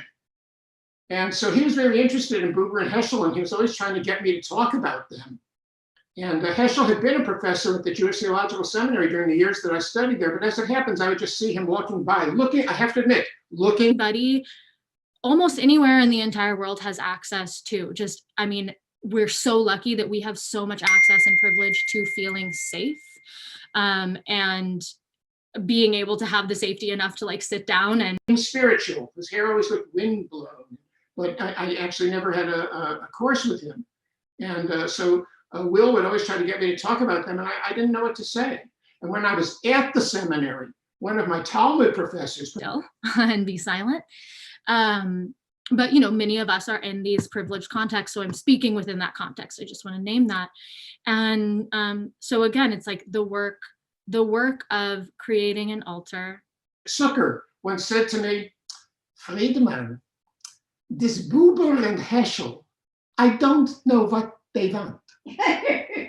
And that was this idea that, you know, being theological, being spiritual, I mean, to them. Finding a space in your room, in your home, in, you know, whether it's a communal altar or with your housemates or your family or the people you're living with or your personal altar, and finding a space and like. When people said, well, tell me somebody spiritual, most people in the last generation, you know, would say Elie Wiesel, you know, they pulled on. There was something about, because he had that voice, you know, and that look in his eyes. In my generation, the person I think who would come more than anybody else. And every morning when you wake up, just lighting it and saying like, thank you, God, for my life. So, you know, I personally find that to be this connection that is. Danny Matt. And he's a friend of mine, and there is something about this, his voice, man. He's so mellow. And I talked to a rabbi who, she told me, she said, compared to Danny Matt, God isn't spiritual. And is like one of the most sacred acts that we can do. And it's sacred not only because we're making that moment sacred, but it's sacred because like the element of fire is a really powerful element. It's a very sacred element. Like it can, you know, cook our. Coming from a rabbi, you know. So, but if you know Danny, you go, yeah, he walks by and yeah, spiritual. And he can have his whole audience always close their eyes and sit for a minute. Like the element of fire is something that we have so much access to. and offers us so much. I just want to check the comments real quick. So For his lectures, if anybody else, and he's from Northern California too, so anybody else would say, okay, that's California stuff, we get it. But it's not when he does it. When he does it, it's legitimate. So there is some spiritual quality that when we see it, we know it. And more minutes. Cool. I'm glad y'all are connecting in the chat. It's awesome. So, okay, so lighting a candle. So, you're spiritual. Me, they said that I was spiritual, and I just was flattered but denied it. You know, I wish it were true. I don't know how I'd feel. Would my skin glow? You know, the kind of main thing that I guess I want to say in these last few minutes is, you know, creating this sacred space for yourself, creating an altar space for yourself in your home. Would my hair stop turning gray because now I can't go to the lady who puts the color in my hair until this whole business is over? Did you get that last moment of truth? That was scholarship. Yeah. It's great. This is so great. It's like, it is an act of creating a set of relationships with yourself and with God. And I think that for me is what I learn the deepest. Personal memoir. Scholarship and person, yeah. I like it. You know, you really shouldn't set up, good, let's make a lesson out of this. There's always a lesson that you shouldn't separate between the scholar and the scholarship. And from these Torah texts is like, it's not a one-way street, right? And when you create an altar, you are like making a commitment, right? That this is a sacred space. And and I know in my early years, especially as a scholar, I tried very hard to do that. To this day, my students, they don't know if I believe in God or not, heaven, hell, reward, and punishment. I just don't tell them. And I said, they don't need to know that. Let's see. Recommendations for sacred extinguishing of the flame. Thanks. And just want to add, Ashley, thank you. This says, and let them make. And but more and more, I end up finding myself telling them personal stuff about me, and sometimes giving away personal stuff about my colleagues, because and my criticism, especially of Bible colleagues, most of whom are not very. Me a sanctuary that I may dwell in among them. The paradox, the one way that I bridge the paradox is holding my personal body as one of the sanctuaries that I tend. Yeah, amen. Exactly, like putting. Very good at what they do. And I'll get into the personal thing, but I'll talk about why. I won't just say, well, Jones isn't a good scholar. I'd say, you know, he isn't a good scholar because he's reading the Bible through. You know, at the beginning, one of the things I touched on is like, you know, the things you put on your body as well as the things you put in your body are sacred. Ellie had a question above. I would love for her to ask again out loud if there's religion or something like that. But we are who we are, and the person discovers what he discovers, you know, for all kinds of reasons. If Freud's parent, if she's here and willing. Sure. Hi, Ari. Hi, I had a question about clutter. And if you think clutter impacts our ability to invite God in. Hadn't thrown him out of the train car because they were having sex on the train when he was a kid and he experienced it. I don't know if we would have had Freud as Freud. We would have had, you know, Freud doing chemistry. Dan? Yeah. Thanks for that question. I wish we had another hour. I feel like, you know, this is really where I would say I shine as somebody who does this kind of work. You know, I've done a lot of personal and professional organizing with people, and I find that clutter is just sort of, it's just another way that we are working with. It's Marty Lawson. First of all, Dick, it's good to see you. Rabbi Lawson. And to study with you again. I'm here. So when you were dealing with the issue of holiness, how do you make the case with relationship to time, the difference between Chol and Kodesh?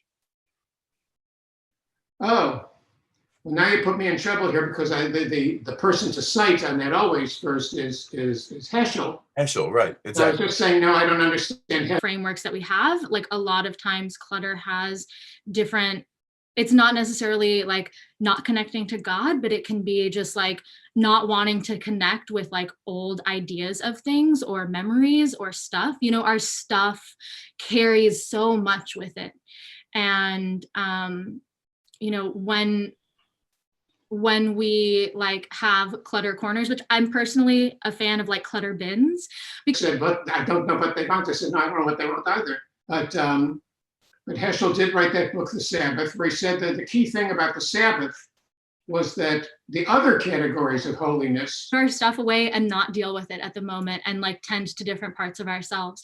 And then there are moments where we can seek like tending the clutter or tending the places where we're not connecting with God. And that's again why I mean, you're obviously aware of all this already, that the other categories of holiness have to do with things, mostly with things, you know, candles, tefillin, a menorah, a mezuzah, a chuppah.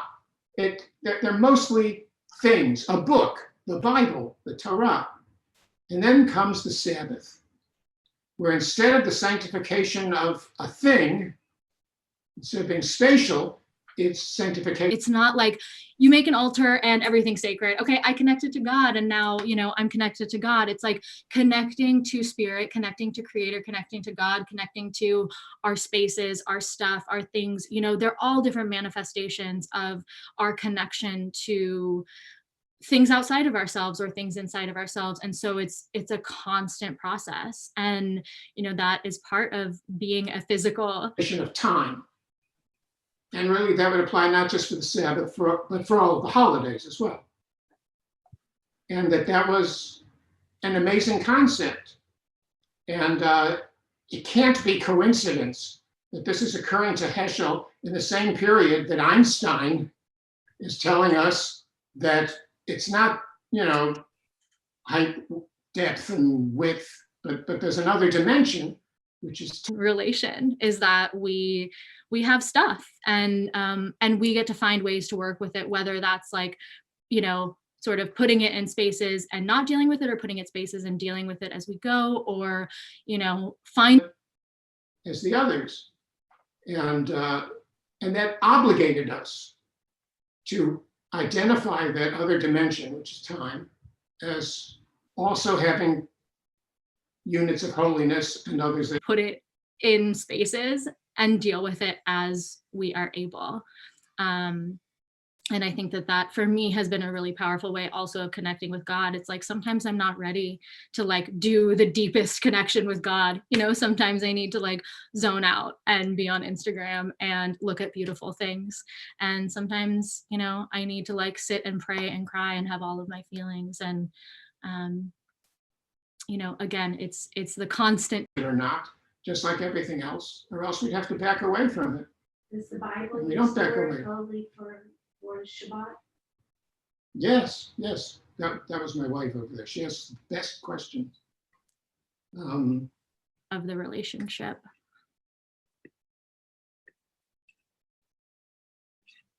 I wanted to tie that idea to Pat's question. I really love that you're talking about sacred space making as a relationship. We'll get to our classic question, the one when we met, but that's a talk for another day. But we have a kind of a tandem kind of deal here. And yeah, Heschel's concept of sanctification of time is glorious. I'm guessing that's what you had in mind when you asked the question or made the comment. And it's true, for heaven's sakes. For most Jews, I will bet you. Because it really is, it's like the practice, the act of curating space and dealing with moments of clutter and moments of clarity. And taking a poll, because as we all know now, polls are always wrong. That if polls in America are always wrong, because let's get this out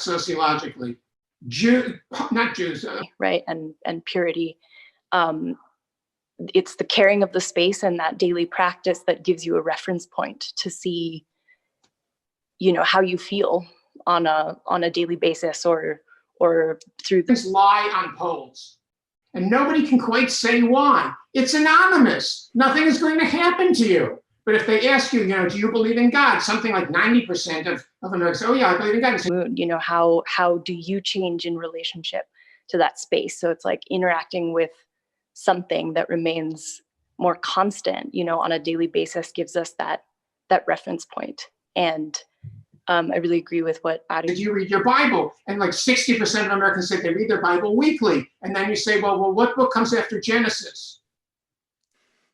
They don't know. So do you read your New Testament weekly?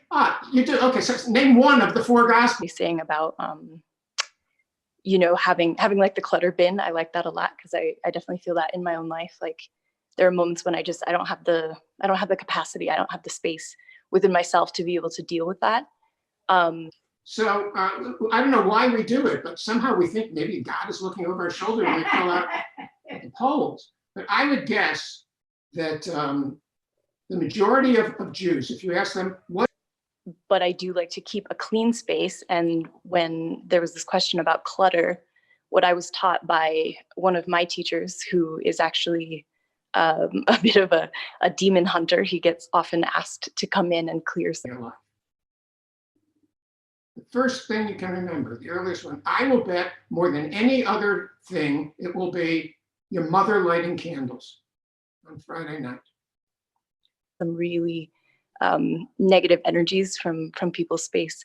He always saw that the places that sort of harbored these demon energies were very dirty. And so what he always taught me was that candles, and you go, yeah, if you're a truly shallow person, you think it's just the candles. No, it's the mother lighting the candles, saying the blessing, maybe giving each of her children a kiss. That's keeping a place really messy and like really cluttered creates a place where negative energies can hide and where things can stagnate.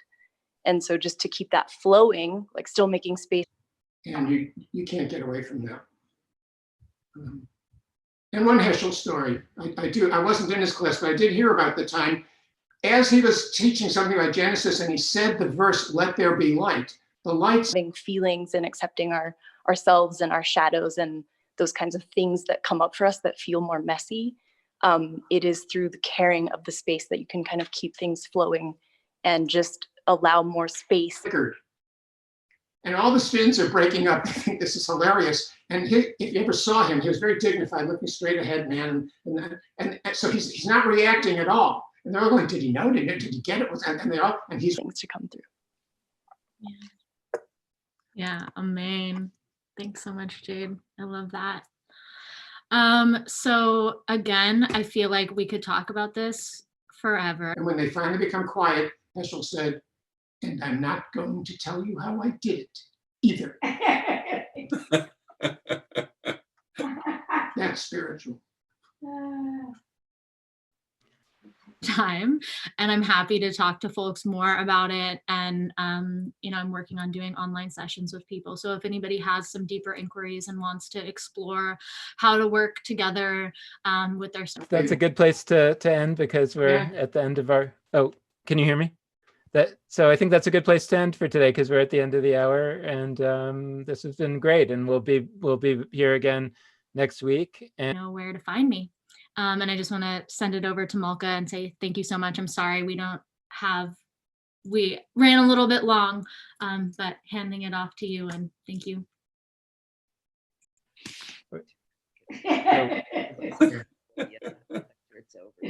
So everybody. So we'll look forward to that next week. For joining. Alana just put Ariella's website in the chat. So if you have more questions or want to reach out, please feel free. Ari, feel free to put your email as well if you want folks to reach out to you there.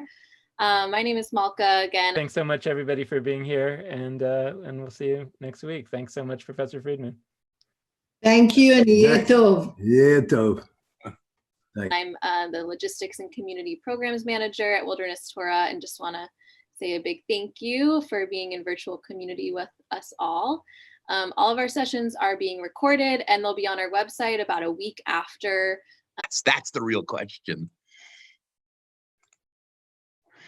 Like, I'm half tempted to start calling on people, but only people that I know, just to be, you know, obnoxious to all. Okay. We have some really amazing sessions this week I want to remind folks of. Wednesday, we'll have Sacred Jewish Music for Resilience and Soothing Uncertainty with Yuval Ron. A big honor to be joined with him. Or am I just doing a poor version of a stand-up routine here? We can start whenever you're ready. Okay, great. What psalm are we doing? What'd you say? What psalm? You'll have to figure it out, Jeff. On Thursday, we'll have the 4 winds connecting spirit and earth to the 4 corners of the world with our very own Rabbi Zelig. And on Friday, we'll have Organic Torah, the Torah of nature and the nature of Torah with Psalm 88. The source sheet should be going up. I apologize. I misled some of you in suggesting we might do Psalm 82. So we have an incredible lineup for the rest of the week, and we're excited to have you join us if you can. Stay tuned for our newsletter. It comes out once a week, stating more details about these offerings and the upcoming for the following week. We're going to do Psalm 88. Psalm 88, which we'll read in a couple of minutes, is a really interesting chapter. I recently finished writing like a long academic. You can always check our Facebook and Instagram for other updates. My peer Lana is going to put in our website again so you can follow along, as well as our donation page link if you feel called to support this work deeper. And just want to say thank you about this psalm, which I found incredibly interesting. It is, first of all, undoubtedly one of the darkest of the Psalms. One scholar in a recent article about Psalm 88. Again to Ariella for gracing us with this incredible knowledge and such a beautiful offering. We are so grateful that you are here and such a dear friend and collaborator and community member. Labels it, quote, the most desperate of all laments. And just to kind of lift your spirits, I will tell you another popular writer describes this psalm as, quote, a wintry landscape of unrelieved. We're so glad that you shared such potent information for us for these times. And I will pass it back to you for any last closing words. We are about 2 minutes over, so I think. Bleakness. What I want to argue, at the risk of sounding like a parody of myself, is that this psalm is even bleaker and more desolate than most scholars seem. We're going to wrap up and just say goodbye. Thank you so much, everybody. Thank you, Malka. Yeah, I just want to say thank you, everybody, for coming and sharing your wisdom. To realize or allow, and I'll explain what I mean by that a little bit later. It's more desolate than they're willing to consider it might be. And, you know, I'm interested in this psalm also both because of its literary power and its kind of theological and spiritual. Yeah, I enjoy talking about this so much. And thank you all for your insight. And thank you, Malka and Alana, for working so hard to make these lessons possible. It's really awesome that we get to connect in this way. So thank you. Bye, everyone. Talk soon. Bye-bye. He's the host. Can you type something to him? Can we mute? Elisa, you able to mute everyone? So I also just find, again, as always, the really interesting question about what is a text like this doing in the canon? Could it be prayed? How could it be prayed? By whom and under what circumstances? I've left those questions largely for you to consider on your own as we've gone. And I have a feeling that today we're also not going to have time to really have that discussion. But as always, you're welcome to send me thoughts, which I find helpful and interesting. This psalm appears to be a psalm about illness, although I should say that an array of interpreters, both traditional and modern, have chosen to hear that illness as metaphorical. And we have talked before about how in Tanakh there is ample precedent for interpreting illness as a metaphor for exile. The whole notion of the time in Egypt as an illness, for example, or the exile in Babylonia as an illness from which Israel needs to be healed.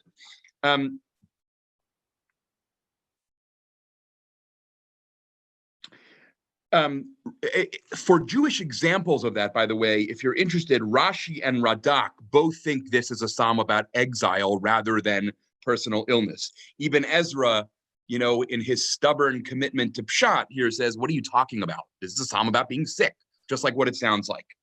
And now here again, to belabor a point that I've made many times before, the ambiguity and elusiveness of the exact subject matter is perhaps part of what contributes to the power and accessibility of the psalm. We've discussed that before. I guess I want to say just one other thing here, which is perhaps a way of amplifying what I think at least is at stake here. You know, a customary theme in the Psalms of Lament, as we've discussed, is talking about enemies, the people who are deriding me, humiliating me, making me suffer or laughing at my suffering. Talk of the enemies is absent here. And I would propose to you, and I'm not the first to propose this, that in a sense, in this text, the enemy is God, who is being held responsible for all of the horrors that are besetting and bedeviling the person at prayer. He complains not to God about his enemies, but about the way God has treated him as though God were his enemy, and asks essentially, can I trust the kind of God who inflicts this degree of horrible suffering and pain upon me? I will telegraph one last thing that I hope to show towards the end of this shiur. And those of you who know me will perhaps hear some of what makes me particularly drawn to this psalm. I believe that this psalm, in an extremely moving way, waits till it is almost over to let you in on its secret, which is that this psalmist is not just ill, he's chronically ill. And that's the source of his incredible frustration with God. And we'll see what I mean by that, I hope, as we go. Now, in order to proceed as we usually do, I would love a volunteer to read in Hebrew, alternating. I will read the JPS, and then as we go through it, as always, we'll perhaps offer some other possible translations. We're on Psalm 88 for those who have just tuned in. Michael Belinsky, are you game for reading? Is that okay? But he walked away. I You good, turned Michael? on the light. Oh, thank you. Should I start? Yes, please. All right. Shir mizmor livnei korach lamnatzeach amachalat la'anot maskil leheiman ezrachi. A song, a psalm of the Korachites for the leader on Machalat La'anot, a maskil of Haman the Ezrachite. Okay, only if you could please mute yourself unless your name is Rabbi Michael Belinsky. That would be amazing. Thank you. Adonai Elohei Yeshuati, Yom Sa'akti Balayla Negdecha. O Lord, God of my deliverance, when I cry out in the night before you. Sorry, when I cry out in the night before you. Tavo lefanecha tefilati, chatei aznecha lerinati. Let my prayer reach you. Incline your ear to my cry. Ki sava beraot nafshi, v'chayi lishol higiu. V'chayai l'sheol higiu. Right. For I am sated with misfortune. I am at the brink of Sheol. Nechshavti im yordei vor, hayiti kegever ein eyal. I am numbered with those who go down to the pit. I am a helpless man. B'meitim chavshi kamo halalim shochvei kever, asher lo zachartam od, v'hema miyadcha nigzaru. Abandoned among the dead like bodies lying in the grave, of whom you are mindful no more. and who are cut off from your care.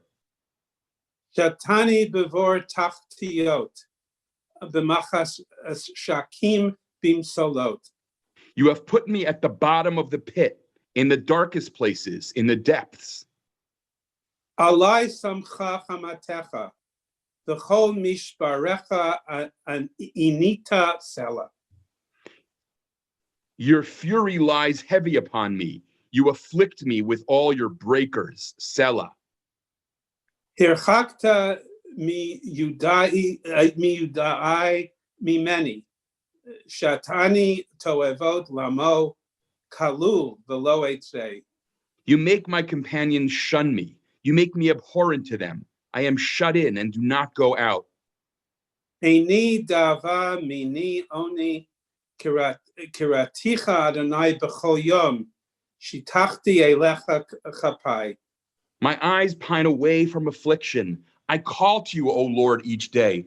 I stretch out my hands to you. Halametim tase pela imrifaim yakumu yoducha stella. Do you work wonders for the dead? Do the shades rise to praise you? Selah. Hayisupar bakever chazdecha emunatcha ba'avadon. Is your faithful care recounted in the grave? Your constancy in the place of perdition? Ivada b'choshech pilecha v'tzidkatcha be'eretz nishiyah. Are your wonders made known in the netherworld, your beneficent deeds in the land of oblivion? Va'ani elecha Adonai shivati u'baboker tafilati tikadmecha. Yeah, as for me, I cry out to you, O Lord. Each morning my prayer greets you. Lama Adonai tiznach nafshi tastir panecha mimeni. Why, O Lord, do you reject me? Do you hide your face from me? Ani v'geva minoar. V'goveya minoar nasati emecha afuna. From my youth I have been afflicted and near death. I suffer your terrors wherever I turn. Alai avru haronecha v'yutecha tuni. Your fury overwhelms me. Your terrors destroy me. Saboni chamayim kol hayom, hikifu alai yachad. They swirl about me like water all day long. They encircle me on every side. Hirchachta mimeni ohe vareya, miyudai machshach. You have put friend and neighbor far from me, and my companions out of sight. Okay, so this is obviously not an easy psalm to read, and you can already have a sense of why I described this, quoting another scholar as this is, the most desolate of the psalms, according to some. Now, one way that I want to just kind of get us into this right before we start going through this verse by verse is to notice actually how it breaks with the standards of the genre of lament. Here are what scholars usually identify as the common features of lament, and there are 6. And just bear with me, this may sound a little tedious, but I think it's actually going to be useful. First, a complaint or characterization of the predicament in which the psalmist finds himself. Second, an appeal for help. Third, appeals and curses against enemies, sometimes coupled with wishes for those who are faithful. 4, motivating God to intervene. 5, expressing and articulating trust and the certainty that one will be heard. And 6, a vow of future action such as praise or celebration once the prayer is answered. Now, a psalm does not need to have all of these elements in order to be considered a lament by scholars, but it is striking, I'm pointing out here, how many of these are missing from this psalm. First of all, Psalm 88 contains no explicit appeal for help, which, according to most academics, that is the most important aspect of a lament. the great Bible scholar, German Bible scholar Hermann Gunkel says, right, this is the heart of what a lament is, asking for help. That doesn't actually happen here. Second, the psalm contains no expression of trust and does certainly not give voice to an idea that he's confident of being heard. Nor, by the way, does the psalmist take a vow to praise God when he is saved. And most crucially, the core arc of a lament, the movement from lament to praise, is entirely absent from the psalm. The psalm ends quite literally where it begins, in darkness. Note the last word of the psalm, right? Machshach. It ends as it begins, in darkness. So if this is, as one modern Bible scholar refers to it, as the mother of all laments, it's a highly unusual mother in that it lacks most of the standard qualities that make it a lament. And what I'm going to sort of propose as we go is that it's precisely in breaking with the expected literary form that it makes its point more and more forcefully. Okay, so with that, let's turn to verse 1. As always, you are free to post questions in the chat box, which I will get to in the end. If your comment is a question rather than a comment, please make sure to preface it with writing question or capital Q. That was just very useful for me as I scroll through. Okay, so verse 1. I should say that no other psalm has such a long sequence of terms to begin it. I'm not sure what to make of that. Some scholars suggest that somehow this points to the importance of this psalm. I'm not sure why it would point to that, but some people do think that. B'nai Korach, we've spoken of before. In source 2, you can find the verse from Divrei Yamim Bet, where this tradition about B'nai Korach is that they had a special role of extolling Hashem at the top of their voices. You know, in other words, a special role in temple singing. Machalat la'anot, which JPS weasels out of by translating as a transliteration as machalat la'anot. Machalat la'anot may very well refer to a melody, but some people think that machalat here may be related to machala as an illness, which would suggest a melody for the sick. Other people still think that machalat comes from the word chalil, meaning a flute. What this amounts to is, we're not sure what machalat la'anot actually means. Haman, who is mentioned here, and that's source 3, is a famous temple musician mentioned in Divrei Hayamim Aleph, and also in other places as a kind of legendary wise man in ancient Israel. And now to the psalm itself. Adonai Elohei Yeshuati, Yom Tza'akti Balayla Negdecha. So I'm going to put my cards on the table and mention here, although there's no way I can prove this, but in the article that I've just written on this psalm, what I've tried to argue is that Elohei Yeshuati, God of my salvation, in light of what follows in this psalm, is intended ironically, as opposed to hopefully, as many many interpreters of this text seem to think. Does the psalmist really believe that God is the God of his salvation? So just briefly, to sort of make the case for why I think it's not crazy to take this ironically, we'll come back to some of this at greater length, but if you look quickly at verse 4, Ki sav'a v'ra'ot nafshi, the word sav'a, I am sated, one would normally expect that one is sated with goodness. We'll talk about that more later. And here, ironically, he is sated with misfortune. That is an odd thing to describe oneself as sated with. In verse 6, Bametim chofshi, liberated among the dead.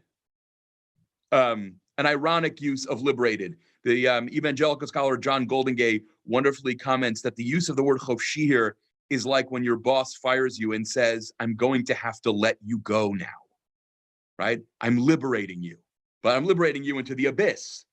And verse 8, Alai samecha chamatecha, your anger or rage lies heavily upon me, but samcha very often means in biblical Hebrew, props me up or supports me. In other words, what you have here is a series of phrases which the biblical reader is conditioned to associate with positive acts or commitments on the part of God. And in each instance, it turns out to subvert itself, right? So, sav'a v'ra'ot, b'metim chofshi, and samcha chamatecha.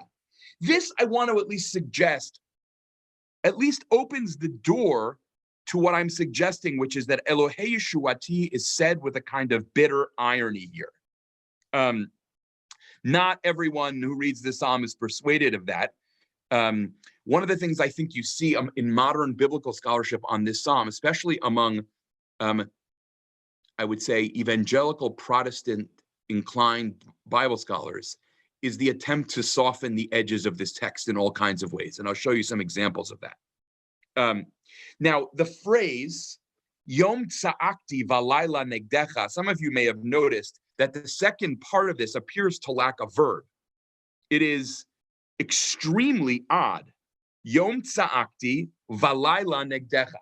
So JPS deals with this by translating Yom not as day, but as when I cried out in the night before you. However, this strikes me as very unlikely, given that Yom and Lila are two words away from each other, right? So Robert Alter tries this. By day I cried out, by night in your presence. Presumably what Alter is saying is that I cried out is distributed to both colons of this section. In other words, by day I cried out, by night I cried out in your presence. The NIV translation, essentially without telling you, moving the words around, translates this as day and night I cry out before you, which would make sense if the verse read, Yom v'alayla tza'akti negdecha, right? Day and night I cried out before you, but the point is, that's not the order of the words as we have them.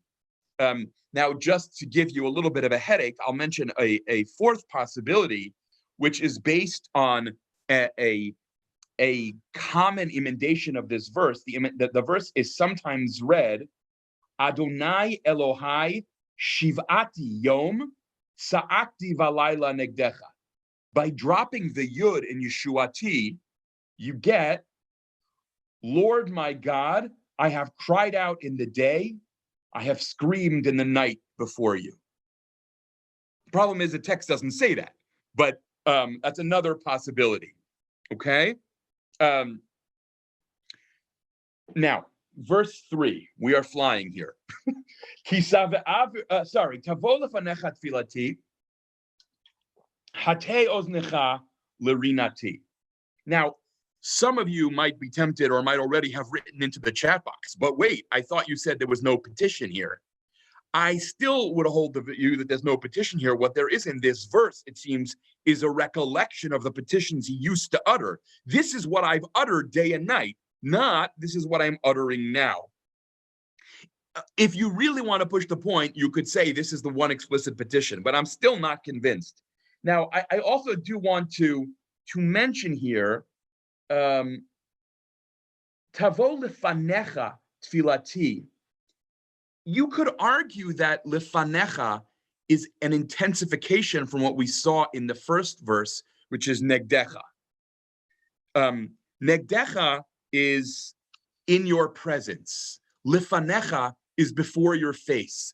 Lefanecha, I think, implies, oh God, I wish you were actually paying attention.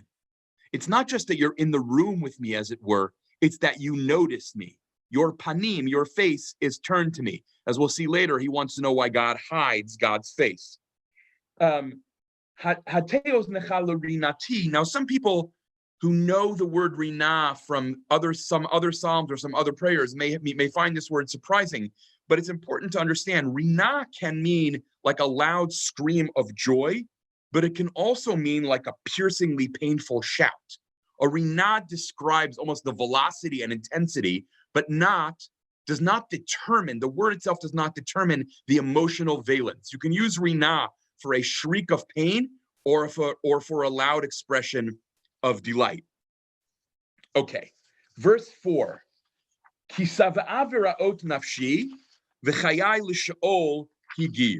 Now again, as I already mentioned, you can look at sources 4 and 5 as examples of the phrase being usually used with good.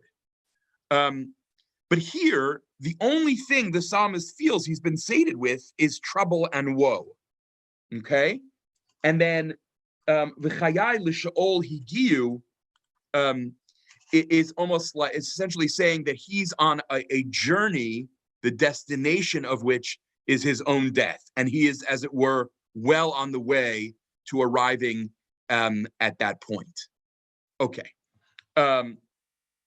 Verse 5. Nechshafti im yordei vor, I am like a dead man. I am considered like a person who is already dead. Hayiti kegever ein eyal. There, by the way, is another one I could have listed as irony. Eyal, ein eyal, JPS renders a helpless person. Ein eyal, lacking vigor, lacking strength. But gever, as a noun, implies strength, like from the same root as gvura, or why Israeli macho men refer to themselves as gever, right? But gever ein ayal is ironic in the extreme. I was like a strong man lacking in any strength, right? It's almost like a phrase that eats itself. This is a man who has run out of strength to live at all. Okay, in verse 6, Bametim chofshi, and again, JPS rendered abandoned among the dead. Mark Brettler and Adele Berlin in the Jewish Study Bible prefer released or freed. You can see, if you like, chapter 3 of Job, where it appears to be used in that way. But it feels to me, as I suggested before in the John Goldengaze comment, let go, abandoned. Robert Alter here renders chofshi as cast away. In source 6, I believe, I brought you from Malachim Bet, where the place where lepers are quarantined, where Mitzoraim, I should say, are quarantined, is called Beit HaChofshi. So it does seem to be something like cast aside, cast aside like the dead, thrown out like a corpse, if you want to be, crude in the way that the Hebrew might intend. An outcast would potentially be another way of translating. Okay, now, Kemo chalalim shochvei kever. JPS delicately translates here chalalim as bodies. I think you could translate chalalim here more kind of accurately and with more intensity as corpses. The psalmist describes himself as if left like a corpse on a battlefield, or perhaps one murdered or executed for a crime he committed, right? He's just completely cast off. Okay, and then nigzaru, I just want to note that in Ezekiel and Lamentations, in Yechezkel and Eicha, which are sources 7 and 8 in your text, when your packet, that the same phrase seems to refer to the people as a whole being cut off from God.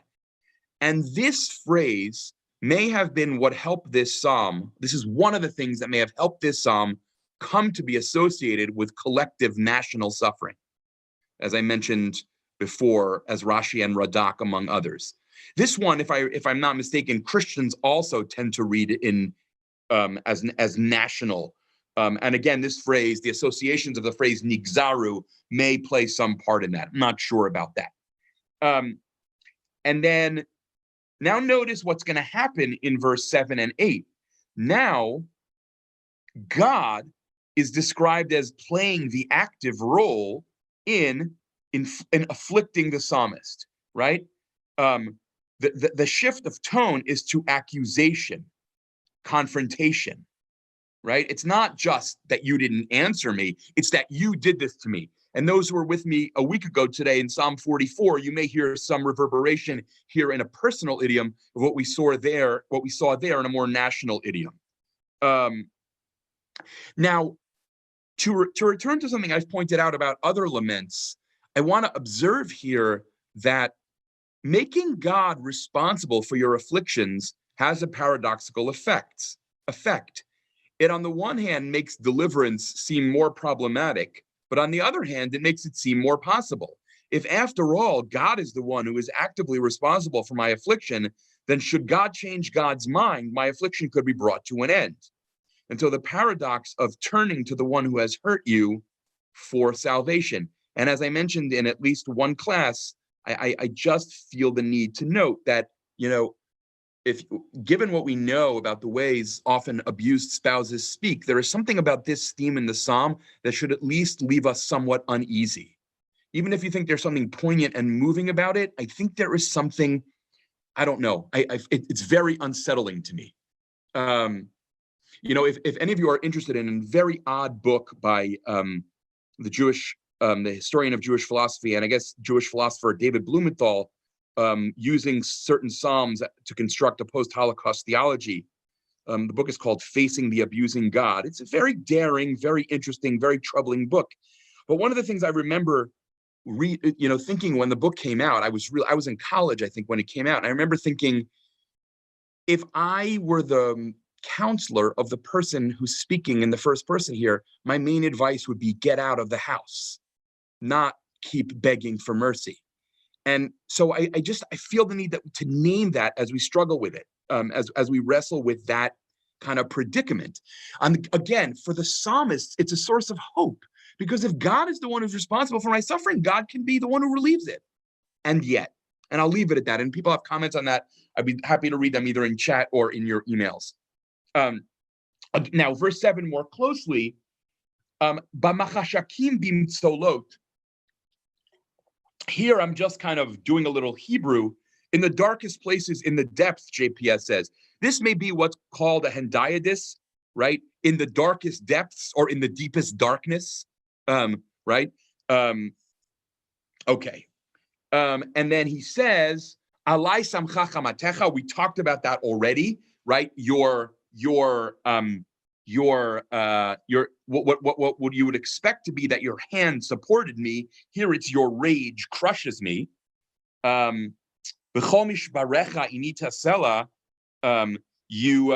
Your breakers, which are a symbol of death, have crushed me. Sheol is imagined as a watery place. You can think most famously, for Jews who are inside of Jewish liturgy, the second chapter of Jonah.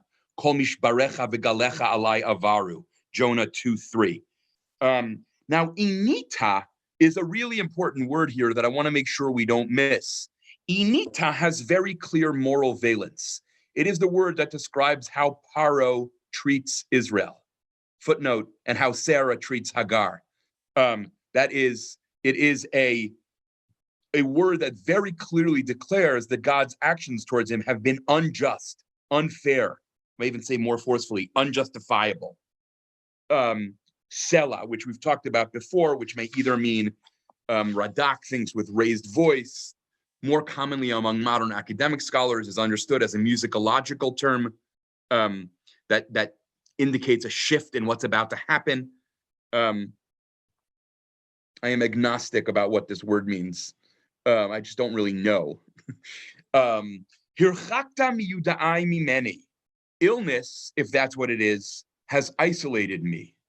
You have turned my friends away from me. And here, you might want to hear, as elsewhere in this psalm, some echoes of the book of Job, that my predicament has made my friends not only turn away from me, but potentially turn on me. The NIV translation is a little less literal, but a little more poignant. The NIV renders this phrase, "Hirchakta miyudai mimeni," as "you have taken from me my closest friends." I think that somehow that captures more beautifully than "you make my companions abandon me." Kalu velo eitzei.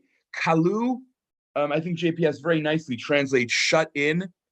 I would be tempted without so much exaggeration to translate kalu in a modern translation as homebound, unable to go out.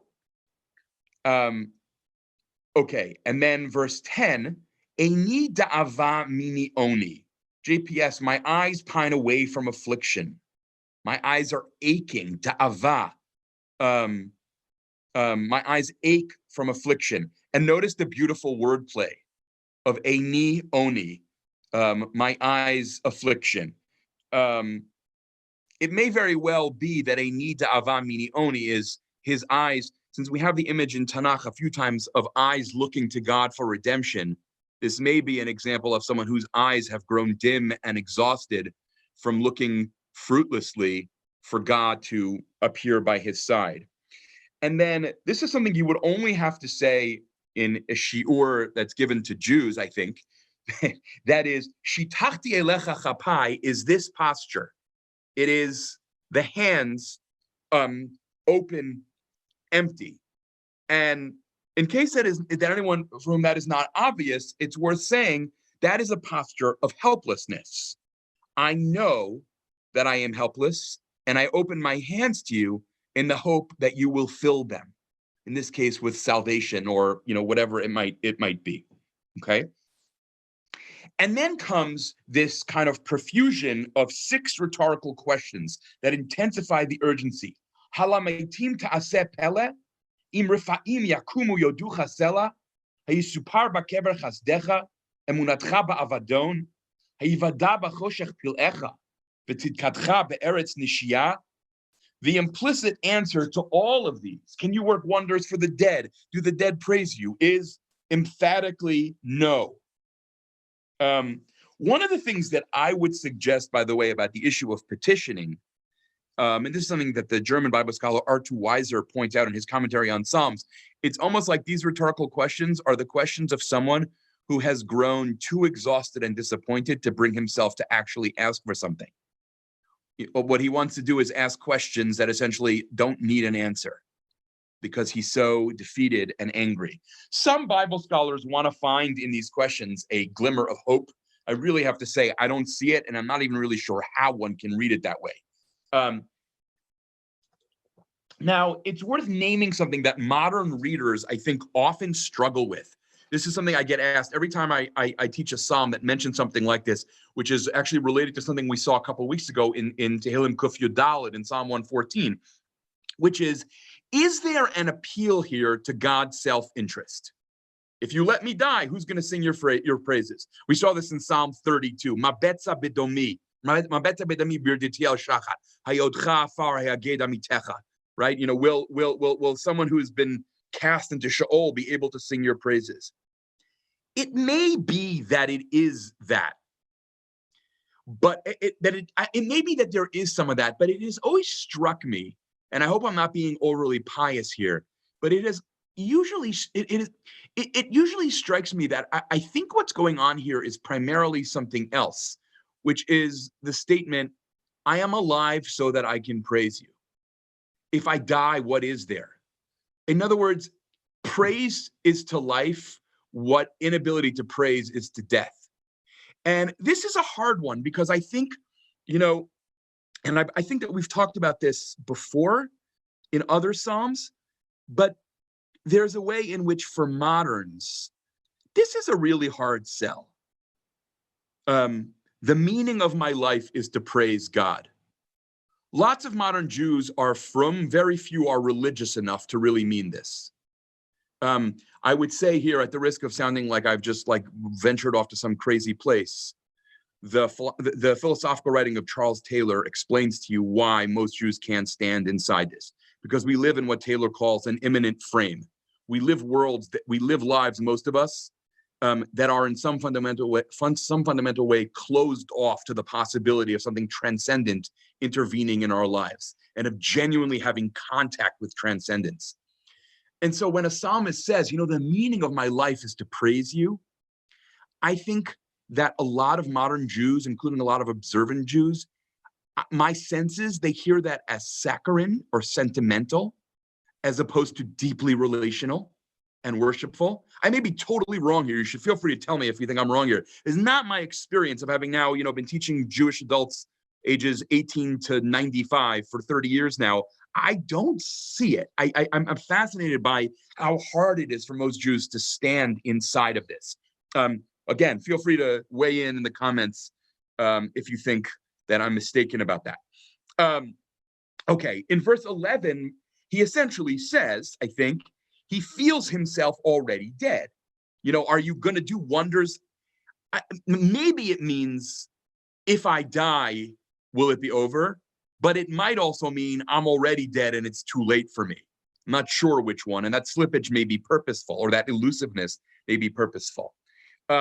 Rephaim, I'll just mention, in biblical Hebrew, essentially refers to dead people. In Ugaritic, it has a variety of meanings, but by the time it's used in Tanakh, it's essentially dead people in their lifeless state. Some kind of something shadowy existence that remains, I don't know if it's permanent or temporary, after someone's death.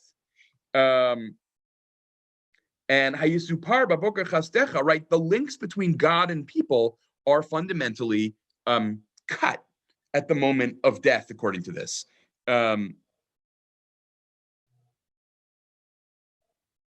Okay.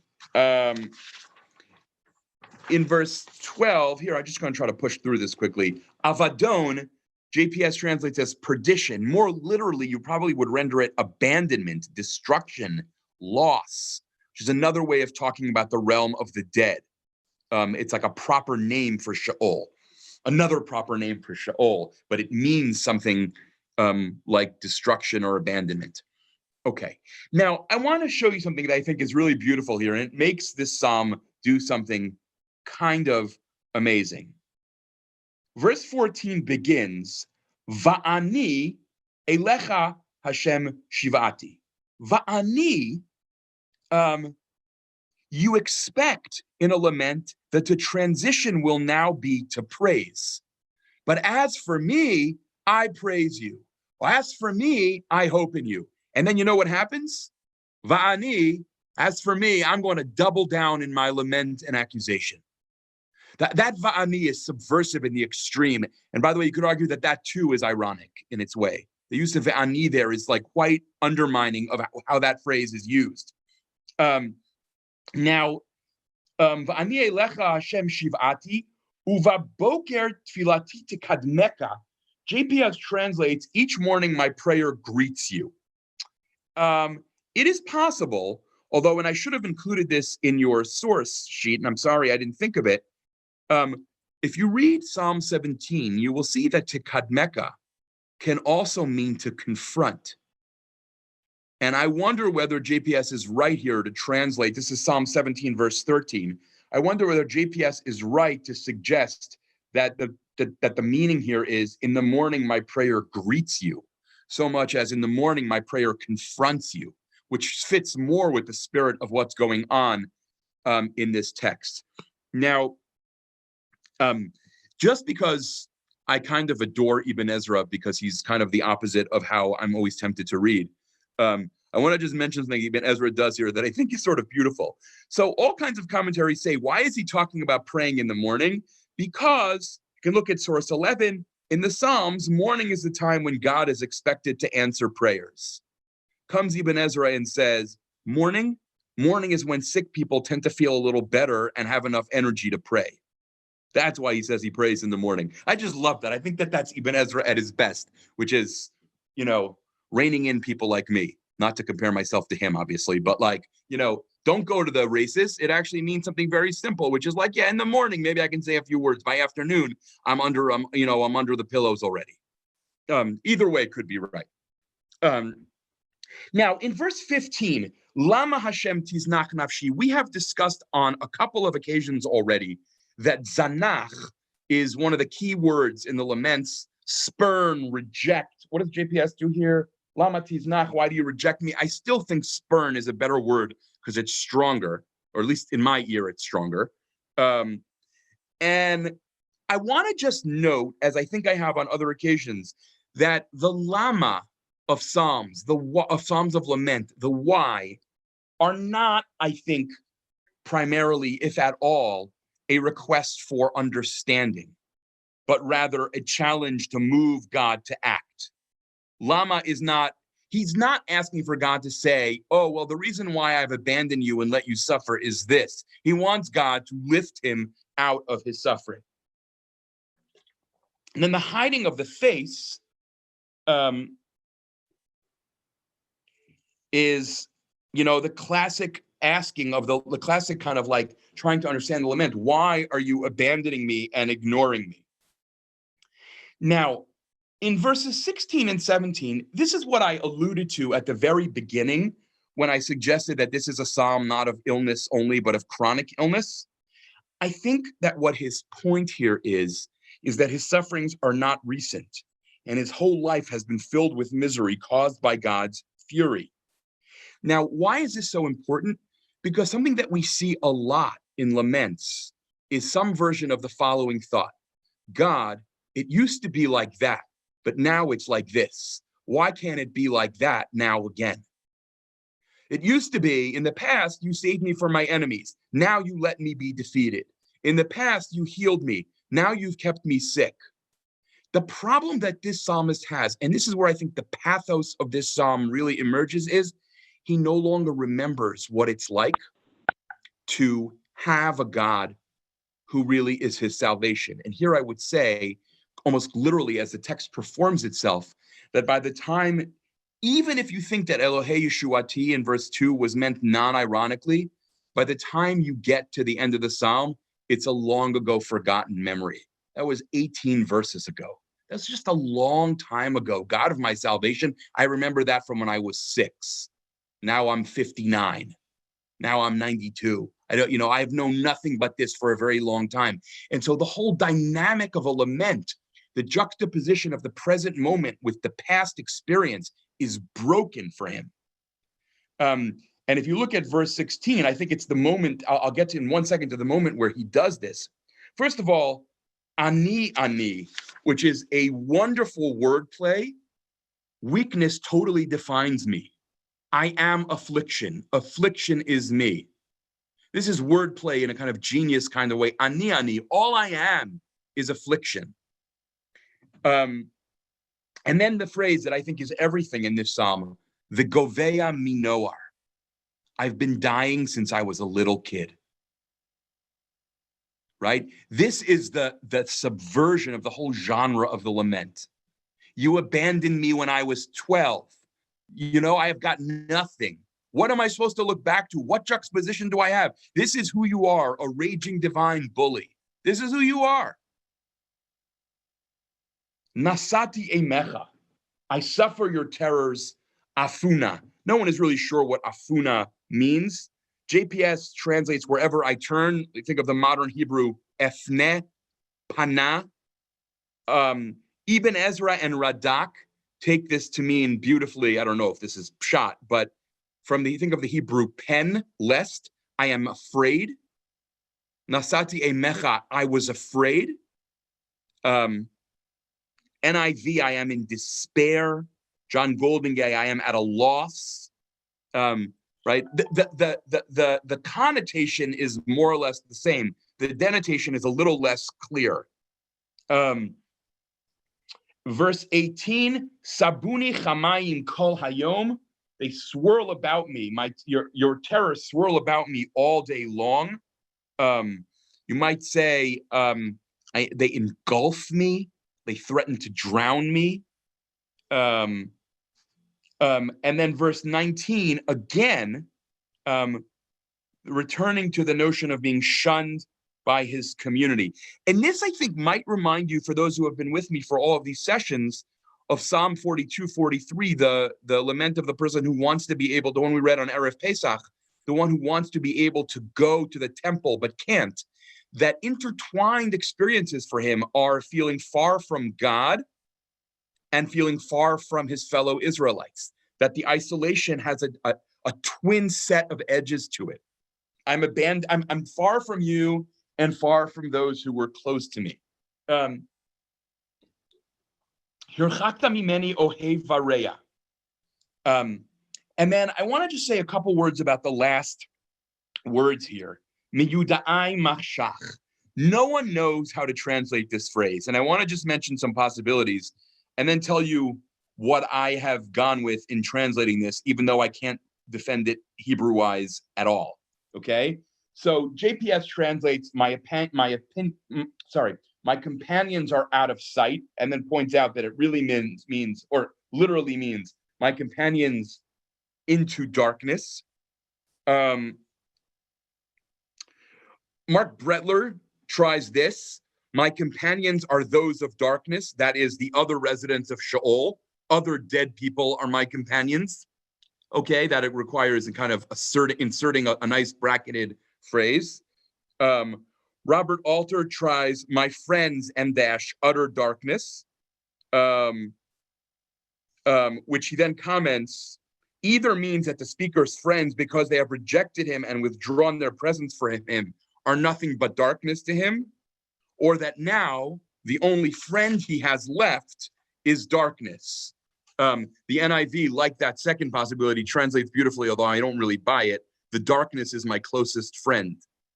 I have to say that I am drawn to a translation which I cannot defend grammatically, from the late evangelical Bible scholar Marvin Tate, who translates this as, you have caused lover and friend to shun me, my companions, and then he almost trails off and says, darkness, exclamation point.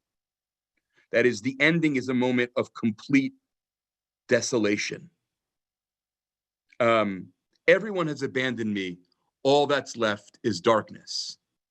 You can notice the contrast potentially between this and the end of even Psalm 44, as dark as it was. Psalm 44 ended with, Ufdenu lema'an chasdecha, and redeem us for the sake of your faithful love, or whatever.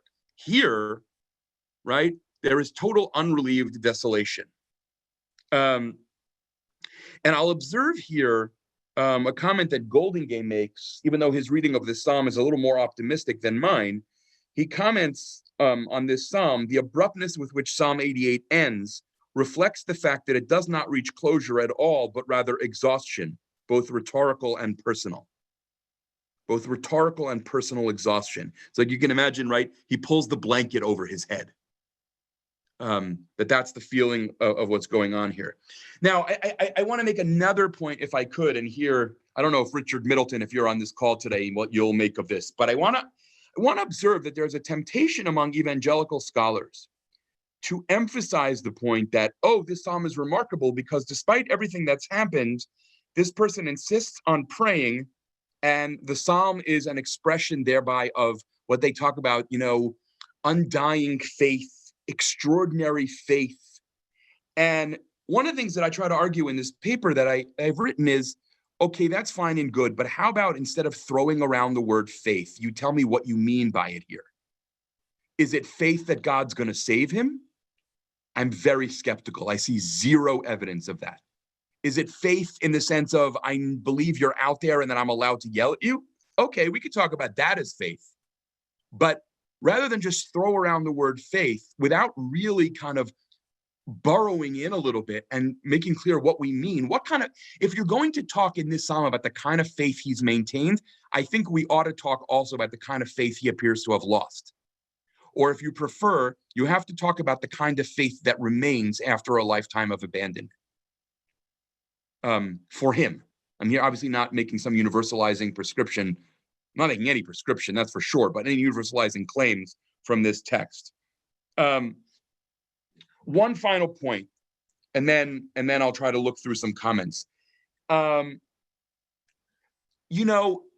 scholars who are very invested in canonical placement, which is just a fancy way of saying looking at what chapters of the Psalms come before and after, those Psalms tend to point out that Psalm 89 radically shifts the mood by beginning with this.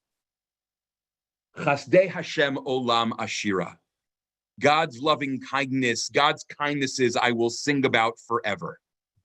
And arguably, if you really buy this notion that many scholars have tremendous amounts invested in the liturgical ordering of the Psalms in this book. Others, I'm pretty sympathetic to them, are skeptical of a lot of that. But what you might say here is, if you don't read this psalm in isolation, it's obviously somewhat softened in its effect, right? In other words, you don't build an entire theology on Psalm 88 or an entire spirituality on Psalm 88. Rather, you build a theology and a spirituality that have room for Psalm 88.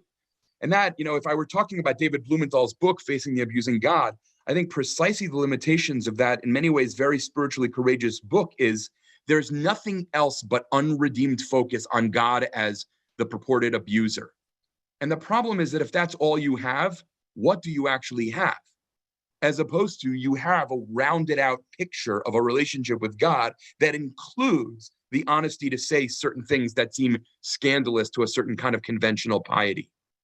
So I think it's useful here, but so on the one hand, it's good to be reminded by looking at Psalm 89 of what else is in the book of Psalms.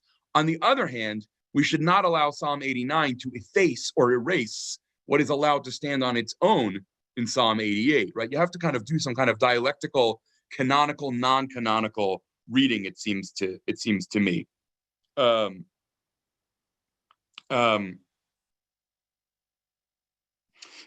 There's a wonderful comment, Martin Marty, who I don't know, a Protestant generalist who's written about everything. He comments, whoever devises from the scriptures a philosophy in which everything turns out right has to begin by tearing out this page of the volume. I just adore that as a kind of assessment of what this psalm is about. Okay, I have a lot more I want to say, but I should look at comments, at questions, at least quickly, since I only have 5 minutes. Let's see if I can get this open. Okay, I'm going to try to go to the top. Okay, hold on. I'm still waiting for questions. Okay. Verse 14 seems like a plea for God to hear. Okay, so I would say about that, from Sarah Brooks, from your question, I think that verse 14 ought to be paired with verse 3. You could choose to read them as implying present moment plea for God to help or hear and help.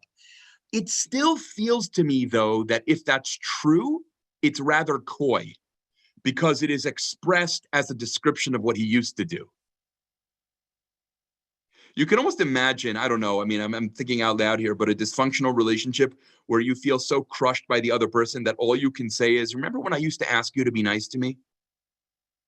But you almost can't bring yourself to ask that anymore. That's a little bit what it feels like here. That's part of the rupture that it seems to me has taken place, at least to my mind. Okay, I'm losing for some reason. Why does this? Does anyone maybe tell me in the comments why whenever I read a comment, it then slides down to the end and I have to constantly scroll back up looking? This is beyond I'm just old enough to have no idea what I'm doing.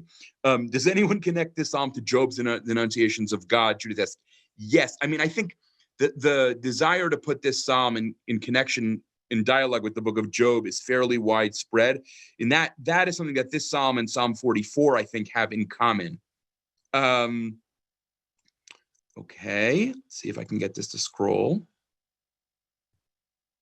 Could sated with misfortune, Carla asked, be expressing being so full of misfortune that it must satisfy because there's no room for hope deliverance will come?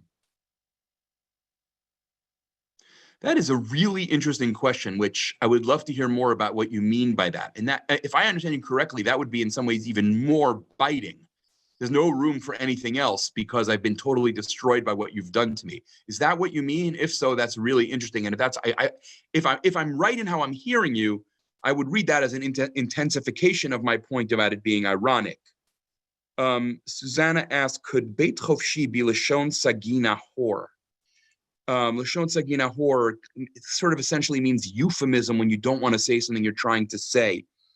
It could, but in light of 2 Kings, I'm disinclined to read it that way, since it sounds like Beit HaChofshi means a place where people are isolated. In other words, if I don't need to read it that way, I don't see a reason, I'm not inclined to do that.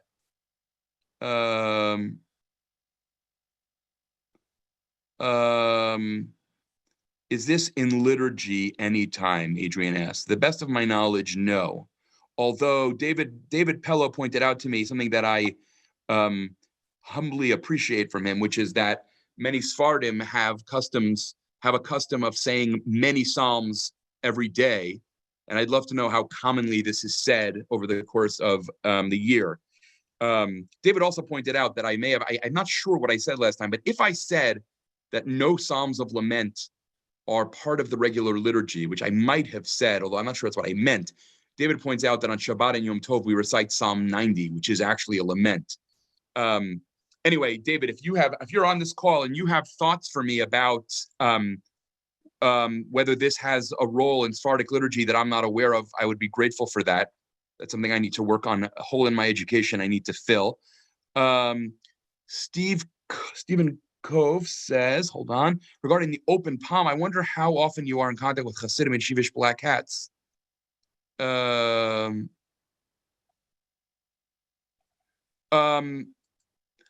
think you might have misunderstood what I was saying. My point was not that no Jews are aware of the sense of, or no Jews have the sense of being utterly dependent on God. Rather, my point is that I think a lot of Jews associate the open palm of tefillah with Christians and therefore stay away from it, and therefore have never really considered what it might mean. I mean, I think it's hard to take tefillah seriously without having some kind of fairly regular reminder of utter dependence. I mean, traditional Jewish liturgy begins each day that way. Ma'anu mechayenu mechasdenu. What are we? What are our lives? So for sure, and I think it's interesting that you mentioned Hasidim and Yeshivish black hats here. I think one of the things that some, though not all, Haredim have, that most modern, more modernist Jews, including Jews who identify as modern Orthodox, don't have, is that they don't live fully in an immanent frame. That is to say, they are more open to incursions of the transcendent into daily life. And therefore, that is not unrelated to the ability to kind of, as literally or metaphorically, pray with an open palm. Now, I'm running out of time, so I want to honor that. Let's just take one more question. Is verse 15 the sarcastic prayer mentioned in verse 14? That is very interesting. I lost now who said that, but that's a very interesting possibility that I had not considered. That rather than verse 15 essentially being the next thing he's saying, that we should end, this is Andrew Hoffman's comment, that verse 15, as it were, is preceded by a colon. This is what I say to you each morning. And that would certainly support my suggestion that tikadmeka might mean not greet you, but accost you or confront you. I love that. That's very beautiful. Thank you for that insight. Okay,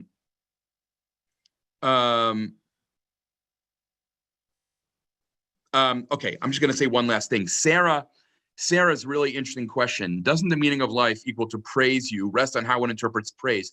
I think what I would say in one sentence to a question that deserves much more of a kind of, I would say, his seminar in the history of Jewish spirituality is that it seems to me that most often, or almost always, if I'm not mistaken about this, I'm open to being corrected on this, but my gut is that most often when we talk about praise in Psalms, we're talking about using words and instruments to sing to God. The kind of praise that we mean that you'll find in some later Jewish spirituality, the way I am as a song of praise, the way I interact, that kind of almost spiritualization of praise strikes me as most often later, although I can think of a few places, one place in particular in Psalms where I think that is implied as well. Okay, I'm going to stop here. Elise, if you can save me the comments again, that would be really helpful. Thank you. Thank you all very much. I know this sounds like it's way a major leap. I think that what we are most likely going to do in the next session on Thursday, let me just make sure I'm right about the Psalm number, is we are going to do Psalm 137, Al Naharot Bavel, which contains in it, in many ways, the most difficult line in Tehillim, which we'll discuss. Thank you. I apologize that I didn't say this in the opening as I have every other time. So let me say it in the closing. Wishing all of you health and safety, to you and all your loved ones, healing for those who need it. And thank you for spending some time learning with me today. And thank you to Elise, as always, for making this happen. Be well, everybody.